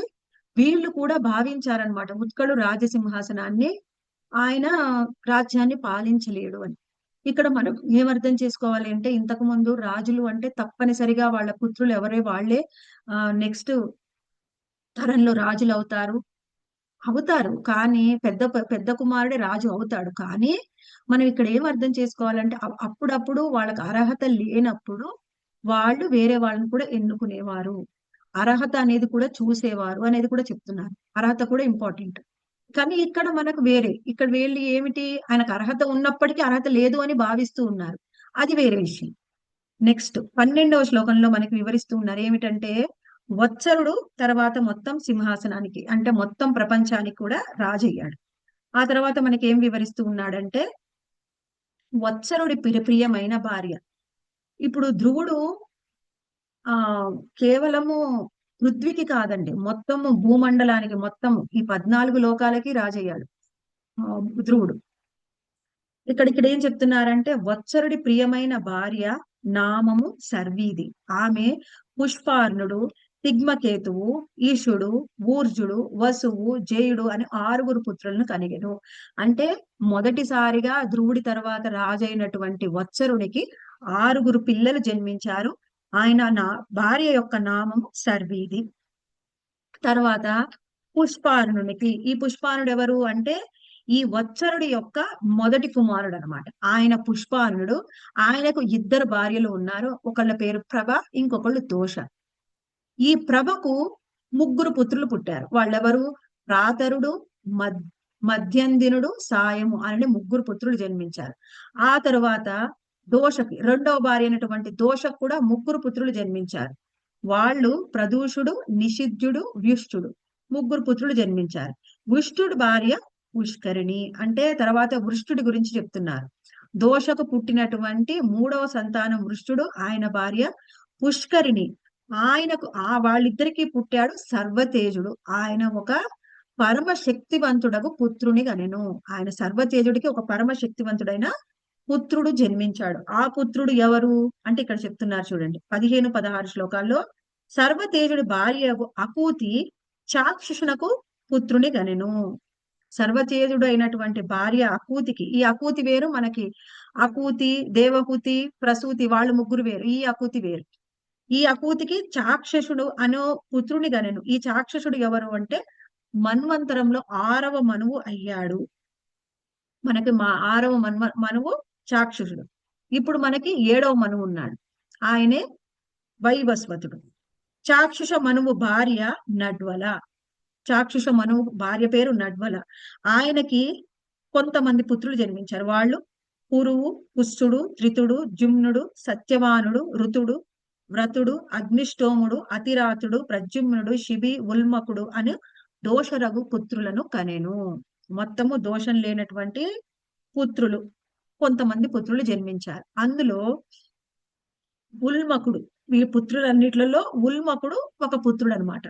ఆ ఉల్మకుడికి ఎంతమంది పుత్రులు జన్మించారు అంటే, ఉల్మకుడికి 12 మంది పుత్రులు జన్మించారు. ఆ 12 మంది పుత్రుల్లో కూడా 6 పుత్రులు పుష్కరిణి అనే భార్యకు జన్మించారు. వాళ్ళ పేర్లు ఏమిటి అంటే అంగుడు, సుమనసుడు, ఖ్యాతి, క్రతువు, అంగీరుడు, గయ అనునవి ఆ ఉత్తమ పుత్రుల నామములు. ఉల్మకుడికి మొత్తం 12 పుత్రులు ఉన్నారు. పుష్కరిణి అనే భార్యకి 6 పుత్రులు జన్మించారు. అందులో కూడా పెద్దవాడు అంగుడు. ఆ అంగుడు గొప్ప భక్తుడు అనమాట. ఇక్కడ మనకి 18వ శ్లోకంలో అంగుడు గురించి చెప్తున్నారు. అంగుని భార్యకు సునీత వేణుడను పేరు గల ఒక వక్ర బుద్ధి కలిగిన పుత్రుని జన్మనొసగెను. రాజర్షియగు అంగుడు వేణుని దుష్ట స్వభావం వలన విరక్తి చెంది పురమును వీడి వనమునకు పోయెను. ఇక్కడ చాలా ముఖ్యమైన విషయం. అంగుని భార్య సునీత, ఆయనకి వేణుడగు పుత్రుడు జన్మించాడు. ఆయనకి ఒక్క బుద్ధి ఉంది, ఆయన బుద్ధి సరిగ్గా లేదు. అందుకని అంగుడు ఏం చేశాడు, ఈ దుష్ట బుద్ధి కలిగిన పుత్రుణ్ణి భరించలేక విరక్తి చెంది మొత్తము రాజ్యాన్ని విడిచి వనానికి వెళ్ళిపోయాడు. వెళ్ళిపోయిన తర్వాత మనకు 19 మరియు 20వ శ్లోకంలో ఏం వివరిస్తూ ఉన్నారు అంటే, విదుర మునుల శాపము వజ్రాయుధం వలె అప్రతిహతమైనది. కోపముతో వారు వేణుని క్షపించగా అతడు మరణించెను. ఇది చాలా ముఖ్యం. ఏమిటి, మునులకి కోపం వచ్చింది. ఎందుకు? తండ్రి ఏమో వెళ్ళిపోయాడు. వెళ్ళిపోయిన తర్వాత వేణుడు రాజయ్యాడు. వేణులు రాజైతే ఈ మునులు బ్రాహ్మణులు వాళ్ళందరూ కూడా మంత్రులు. వాళ్ళందరికీ కూడా వేణుడి మీద కోపం వచ్చింది. అందుకని వాళ్ళు శపిస్తే వేణుడు మరణించాడు. అతని మరణం పిమ్మట రాజు లేకపోవటం వలన దుర్మార్గులు, దొంగలు ప్రబలి రాజ్యము అస్తవ్యస్తమయ్యను. ప్రజలు గొప్ప కష్టమునకు గురయ్యిరి. అది గాంచిన మునులు వేణుని కుడి చేతిని మదించగా విష్ణు భగవాను తన అంశచే పృథ మహారాజుగా అవతరించెను. అతడే ప్రపంచమునకు ఆది చక్రవర్తి. ఇది ఆయన ఏం జరిగిందో, రాజు మరణించాడు. ఎవరో ఒక రాజు ఉండాలి. మరణిస్తే చాలా నష్టం అనేది వస్తుంది రాజ్యానికి. దుష్టులు, దుర్మార్గులు ప్రబలిపోయి రాజ్యంలో ప్రశాంతత అనేది లేకుండా పోయింది. అందుకని ఈ మునులు రాజ్యాన్ని పరిపాలించడానికి రాజు కావాలి అని వేణుడి యొక్క కుడి భుజాన్ని మదించారు. మదించడం వలన పృథ మహారాజు జన్మించాడనమాట. ఆయనే మొత్తము ప్రపంచానికి ఆది చక్రవర్తి. ఈ ప్రపంచం మొత్తం ఉంది ఇప్పుడు మనం చూసే ఈ ప్రపంచానికి ఆది చక్రవర్తి పృథ మహారాజు. ఇదంతా విన్న తర్వాత విదురుడికి అనిపించింది అనమాట. కొన్ని మనసులో ప్రశ్నలు ఉదయించాయి. ఆయన 21 మరియు 22 శ్లోకాల్లో ఒక 4 ప్రశ్నలు వేశారు. 24వ శ్లోకం వరకు ఆయన ఏం ప్రశ్న వేశారంటే, ఆయన ప్రశ్నలు చూడండి. విదురుడు మైత్రేయుని ఇట్లు ప్రశ్నించను. ఓ బ్రాహ్మణోత్తమ, అంగ మహారాజు మృదు స్వభావం కలిగిన వాడు, సాధువైనటువంటి అతడు ఉత్తమ శీలవంతుడై ఉండి బ్రాహ్మణత్వమును అభిమానించడి వాడు. అటువంటి మహాత్మునికి వేణుని వంటి దుష్టపుత్రుడు ఎట్లు కలిగెను? అతని కారణమున ఆ రాజు రాజ్యము నెడ విరక్తి చెంది దానిని విడిచెను కదా. ఇది చాలా ముఖ్యమైనది. ఏంటి ఇది? ఇది ఎలా మనం అర్థం చేసుకోవాలి అంటే, ఒక ఉత్తమ భక్తుడు అంగుడు చాలా గొప్పవాడు, ఆయన రాజర్షి కూడా. అటువంటి అంగ మహారాజుకి వేణుడు వంటి పుత్రుడు ఎందుకు జన్మించాడు? ఆయన ఎలా అభక్తుడయ్యాడు? ఆయన ఎంత నీచుడై ఉంటే ఆయన్ని బ్రాహ్మణులు వధించాలి? అటువంటి పుత్రుడు ఎలా జన్మించాడు? అని ఈయన ప్రశ్నిస్తూ ఉన్నాడు అనమాట.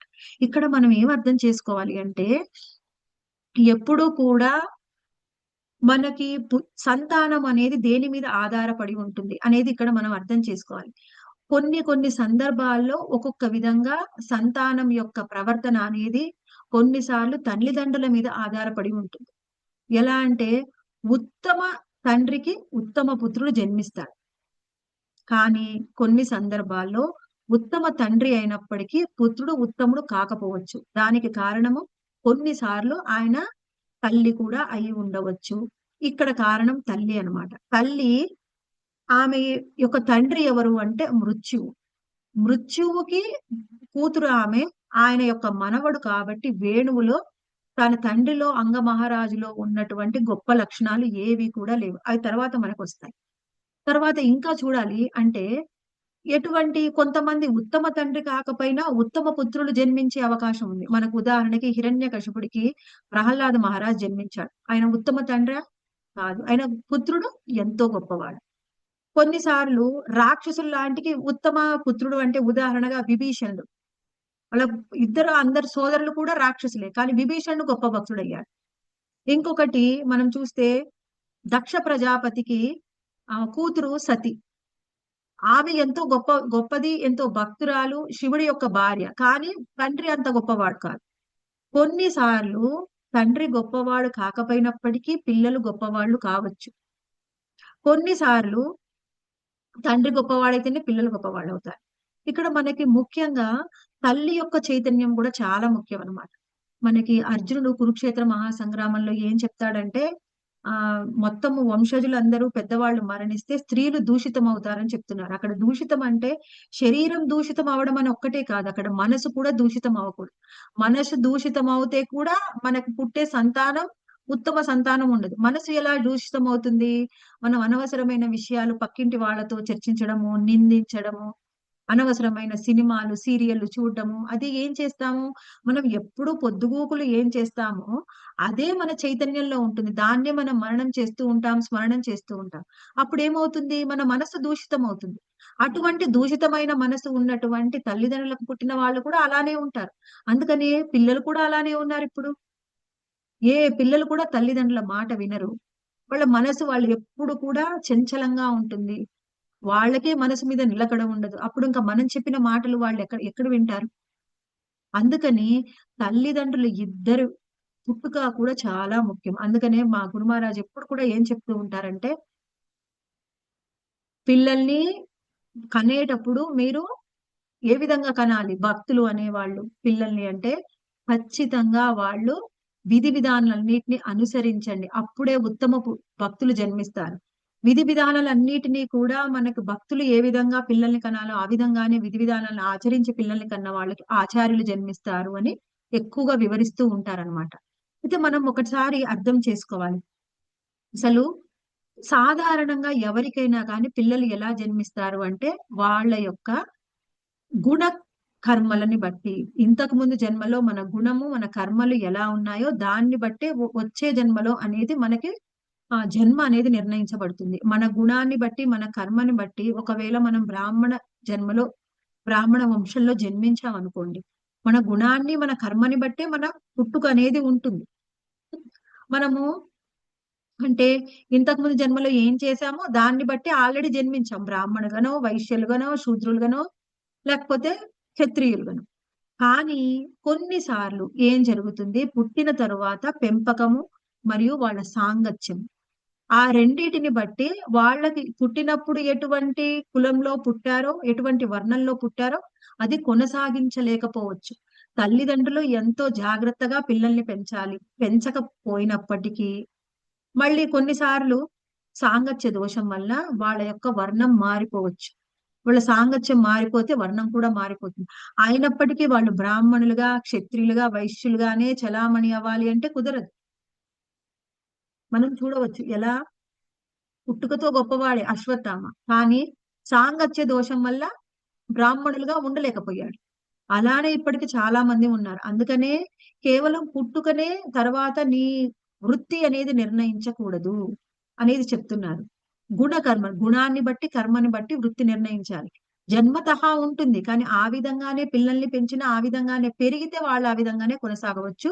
లేని పక్షంలో అలా ఉండడం కష్టమవుతుంది.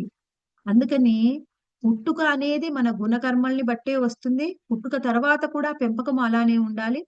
అలానే సాంగత్యాన్ని కూడా మెయింటైన్ చేయాలి. చేసినప్పుడే అది మనకు ఆ వర్ణం అనేది మనకు నిర్ణయించబడుతుంది అని ఇక్కడ ప్రశ్న వేశాడనమాట. ఆ తర్వాత 22వ శ్లోకంలో ఏమంటున్నారంటే, విదురుడు ఈ విషయంలో కూడా ప్రశ్నించను. ధర్మకోవిదులకు మునులు దండవ్రత ధరుడగు వేణుని ఎందులకై శపించగోరిరి, అంత ఘోరమగు శిక్షను విధించిరి. బ్రాహ్మణులు ఎంతో గొప్పవాళ్ళు, రాజు ఏదైనా తప్పు చేసినా కానీ వాళ్ళు క్షమించాల్సింది. అటువంటి రాజును వాళ్ళు ఎందుకు అంత పెద్ద శిక్ష విధించారు, ఎందుకు రాజునే వధించారు అని ప్రశ్నిస్తున్నారు. ఆ తర్వాత 23వ శ్లోకంలో, రాజు కొన్ని మార్లు ఎంతో ఘోరమగు పాపము చేసినట్లు గోచరించినను అతనిని అవమానింపకుండుట పురజనుల ధర్మము. తన శక్తి కారణమున అతడు ఇతర పాలకుల కన్నను అధిక ప్రభావమును కలిగి ఉండును. కొన్నిసార్లు రాజులు పాపాలు చేసినప్పటికీ, ఎంతో ఘోరమైన పాపాలు చేసిన రాజుని అవమానించకూడదు పురజనులు. ఎందుకంటే ఆయన యొక్క ప్రభావం రాజ్యం మీద ఎక్కువగా ఉంటుంది కాబట్టి. ఒక పొరపాటున తప్పు చేసినప్పటికీ, ఒకవేళ తప్పులు చేస్తున్నా రాజుని అవమానించకూడదు. రాజు అనేవాడు పూజించదగిన వాడు. రాజు రాజ్యాన్ని మొత్తాన్ని రక్షిస్తూ ఉంటాడు, పాలిస్తూ ఉంటాడు. అందుకని రాజు ఎంతో తప్పు చేసినా కానీ ప్రజలు ఉండకూడదు. శిక్ష ఎవరు విధించాలి అంటే బ్రాహ్మణులు, మంత్రులు వాళ్ళు విధిస్తారు. బ్రాహ్మణులే మంత్రులుగా ఉంటారు.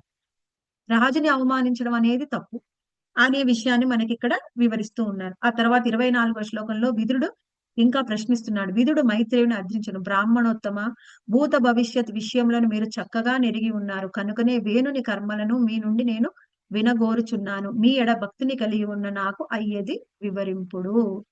మీరు భూత భవిష్యత్ వర్తమానాలు అన్నింటినీ కూడా చూడగలరు. అయితే నాకు వేణుని కర్మలు ఎలా ఉన్నాయి, ఆయనకి ఎందుకు అటువంటి శిక్ష పడింది, తల్లిదండ్రులు ఏ విధమైన సంస్కారాన్ని ఇచ్చినా కానీ ఆయన ఎందుకు అలా ప్రవర్తించాడు, ఎందుకు ఆయన శిక్ష పడింది, ఆ తదనంతరం ఏం జరిగింది అనేది నేను వినగోరుచున్నాను, నాకు వివరించండి అని చెప్తున్నారు. ఇప్పుడు మనము టూకీగా చెప్పుకున్నాం అంతే. అసలు కథ అనేది మనకి 25వ శ్లోకం నుంచి మనకి మైత్రేయుడు వివరించబోతూ ఉన్నారు విదురుడికి. విదురుడు కూడా గొప్ప భక్తుడు కాబట్టి ఆయన ప్రశ్న ఎలా వేశాడు, ఎంతో భక్తి శ్రద్ధలతోని వేశాడు. ప్రశ్నలు కూడా ఎప్పుడు అలా భక్తి శ్రద్ధలతోని మనం ప్రశ్నలు వేస్తే ఆన్సర్ కూడా అలానే వస్తుంది. ప్రశ్న అనేది వేసినప్పుడు మనము ప్రశ్నని బట్టి ఆన్సర్ చెప్పే వాళ్ళలో కూడా మార్పు ఉంటుంది. ప్రశ్న మనం వినయంతోని, భక్తితోని, శ్రద్ధతోని వెయ్యాలి. సేవా భావం కూడా ఉండాలి. తెలుసుకోవాలి అనే భావం, ఆచరించాలి అనే భావం ఉండాలి. కానీ కేవలం ప్రశ్నించాలి అనే భావంతోని ప్రశ్నించడం వల్ల మనకు సరైన సమాధానం రాదు. ఆయన ఎంతో గొప్ప భక్తుడు. ఈయన కూడా మైత్రేయుడు కూడా గొప్ప భక్తుడు కాబట్టి ఆయన ఏం చెప్పబోతున్నారు అనేది నెక్స్ట్ వీక్ నుంచి మనము బృహ మహారాజు చరిత్రను పూర్తిగా మనం డీటెయిల్డ్ గా తెలుసుకోవడానికి ప్రయత్నం చేద్దాం. కొన్ని అధ్యాయాలు పూర్తిగా మనకి బృహ మహారాజు చరిత్రనే ఉంటుంది. అది పూర్తిగా మనం అధ్యయనం చేయడానికి ప్రయత్నం చేద్దాం. Hare Krishna devotees. Any questions, comments? ఇక్కడ మనము అర్థం చేసుకోవాల్సింది ఏంటంటే మాతాజీ, పిల్లల్ని ఎలా పెంచుతున్నారు పేరెంట్స్ అనేది చాలా ఇంపార్టెంట్. ఒకప్పుడు పిల్లల్ని ఎలా పెంచేవారంటే తల్లి పూర్తిగా పిల్లలే లోకంగా బ్రతికేది. పిల్లల్ని ఎంతో ప్రేమగా పెంచేది. అలా పిల్లల్ని ప్రేమగా పెంచినప్పుడు తల్లి ఏ విధంగా ఉంటుందంటే వాళ్ళలో ఎన్ని అవగుణాలు, దోషాలు ఉన్నప్పటికీ అవన్నీ కూడా పోయాయి అన్నమాట. కారణం ఏమిటి అంటే తల్లి ప్రేమ. తల్లి ప్రేమ అనేది పిల్లల మీద చాలా ప్రభావాన్ని చూపిస్తుంది. తల్లి కూడా ఇప్పుడు తల్లిదండ్రులు ఎలా అయిపోయారంటే అందరూ కాదు, కొంతమంది ఏమో ఉద్యోగం మీద, వ్యాపారం మీద ఆసక్తి, ఇంకొందరేమో మొబైల్ ఫోన్. నువ్వు పిల్లల మీద కంటే నీ ఎంజాయ్మెంట్ కి నువ్వు ఎప్పుడైతే ప్రిఫరెన్స్ ఇవ్వడం మొదలు పెడతావో అప్పుడే మనకి ప్రాబ్లమ్స్ అనేవి మొదలవుతాయి. తల్లిదండ్రులు నా పిల్లల కంటే నా ఎంజాయ్మెంట్ ఎప్పుడు ముఖ్యం అని అనుకుంటారో ప్రాబ్లమ్స్ మొదలు. ఎంతసేపటికి మొబైల్ ఫోన్ లో చూస్తూ పిల్లలకు అన్నం తినిపియడము, వాళ్ళకి ఏం పెడుతున్నారో, ఏం చేసిన ఎప్పుడు ఫోన్ లోనే సోయి. కొంతమంది నాకు ఆశ్చర్యం అనిపిస్తుంది, ఇలా మెసేజ్ పెట్టగానే అలా చూసేస్తారు. ఎలా చూస్తారో అర్థం కాదు. అలా ఎలా చూస్తారు? ఫోన్ లో మెసేజ్ ఎంతో టైం పట్టాలి కదా, ఎప్పుడు ఫోన్ పక్కనే ఉంటుందా అనిపిస్తుంది నాకు. అలా ఎలా చూస్తారు? అలా అంటే ఎప్పుడు నీ సోయి ఫోన్ మీదనే ఉంటే కానీ పిల్లల మీద నీకు ధ్యాస ఏముంటుంది? ప్రేమ అనేది దేన్నైనా మారుస్తుంది. మనం ప్రేమతోనే పిల్లల్ని పెంచాలి. ఇప్పటి వరకు మనం ఏం చూసాము, ఏం చేశాము, మనకి తెలిసిన జ్ఞానంతో ఏదో చేశాము. కానీ ప్రేమని అందించడం ద్వారా పిల్లల్లో మార్పు వస్తుంది. ఆ విధంగా ఇప్పుడు కొంతకాలం మనం ఎంత ప్రేమగా పెంచినప్పటికీ కొన్నిసార్లు సాంగత్యం కూడా ఉంటుంది. ఏ స్కూల్లో చదువుతున్నారు, ఎక్కడ పెరుగుతున్నారు, ఏ ఏ సిటీలో ఉంటున్నారా, అక్కడ అపార్ట్మెంట్ లో పిల్లలు ఎలా ఉన్నారు, వాళ్ళ యొక్క సాంగత్య దోషం కూడా ఉంటుంది. కొన్నిసార్లు మనం ఎంత చేసినప్పటికీ పూర్వజన్మలో చేసినటువంటి ఆ పిల్లల యొక్క కర్మలు కూడా వాళ్ళ యొక్క భవిష్యత్తును నిర్ణయిస్తాయి. కానీ మనం మాత్రం 100% ఎప్పుడు కూడా ప్రయత్నం చేయాలి.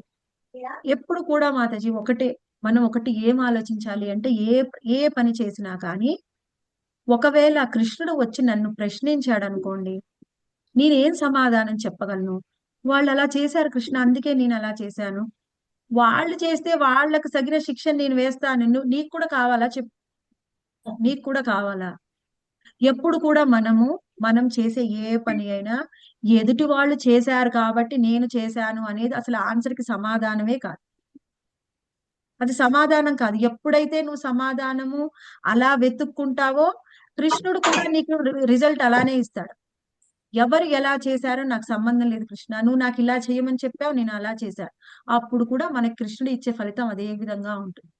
ఎదుటి వాళ్ళ వ్యక్తిని బట్టి మన స్వభావం మారిపోకూడదు. కొన్నిసార్లు కోపం రావడం సహజము. కానీ ఆ కోపం మనం ఆ క్షణంలో కోపం వచ్చిన తర్వాత ఏది సరి అయిందో అదే చెయ్యాలి. తప్పు చేయకూడదు. ఉదాహరణ కోపం కూడా మాతాజీ సిన్ కిందకే వస్తుందా మాతాజీ? ఆ కోపంలో మనం ఏం చేస్తున్నాము దాన్ని బట్టి సిన్ అనేది వస్తుంది. పిల్లల్ని ఏదైనా ఒక మాట అన్నావు, హస్బెండ్ ఒక మాట అన్నావు, అది ఈ ఒక మాట అంటే ఏంటి? కోపంలో ఆర్గ్యూ చేయడంలో అదేమంత తప్పు లేదు. కానీ ఆ కోపంలో మనం ఏం పని చేస్తున్నాం? నిజం చెప్పడం వల్ల ఇప్పుడు అది సిన్ను పాపం అంటే ఎలా వస్తుంది? కోపం. నీ హస్బెండ్ ఏదో అన్నాడు, కోపం వచ్చింది, ఏదో కుటుంబంలో గొడవలు, మీ అన్నగారైతే మీ అమ్మాని మీ నాన్ని చూసుకోలేదు కానీ నేనైతే చూసుకోవాలా? వాళ్ళు చూసుకున్నప్పుడు నేనెందుకు చూసుకోవాలి? వాళ్ళు చూసుకోకపోతే వాళ్ళకి అటువంటి ఫలితమే వస్తుంది. నువ్వు చూడకపోతే నీకు అదే వస్తుంది కదా. వాళ్ళు ఏ గంగలో దూకినా మనకు సంబంధం లేదు, మనం దూకకూడదు ఆ గంగలో. ఎప్పుడు అదే మనం మైండ్ లో పెట్టుకోవాలి. మాతాజీ ఎస్. బాగుంది మాతాజీ. ప్రహ్లాదుడు పూర్వజన్మలో చాలా పుణ్యం చేసుకుండొచ్చు కదా మాతాజీ. ప్రహ్లాదుడు పుణ్యం చేసుకున్నాడు, భక్తుడు అయి ఉండవచ్చు, కానీ ఆయన నారద మహాముని యొక్క సాంగత్యం దొరికింది, అందుకని ఆయన గొప్ప భక్తుడు అయ్యాడు. మదర్ కూడా ఇన్వాల్వ్మెంట్ ఉంది కదా మాతాజీ. వాళ్ళ మదర్ ది ఇన్వాల్వ్మెంట్ ఎక్కువ ఏం లేదు మాతాజీ. కేవలం ఆమె గర్భంలో ఉన్నాడు, కానీ నారద మహాముని చెప్పినప్పుడు విన్నాడు అనమాట. అదే ఎక్కువ ఇంపార్టెంట్ అక్కడ. థ్యాంక్ యూ మాతాజీ, దండవత్ ప్రణామం. Thank you.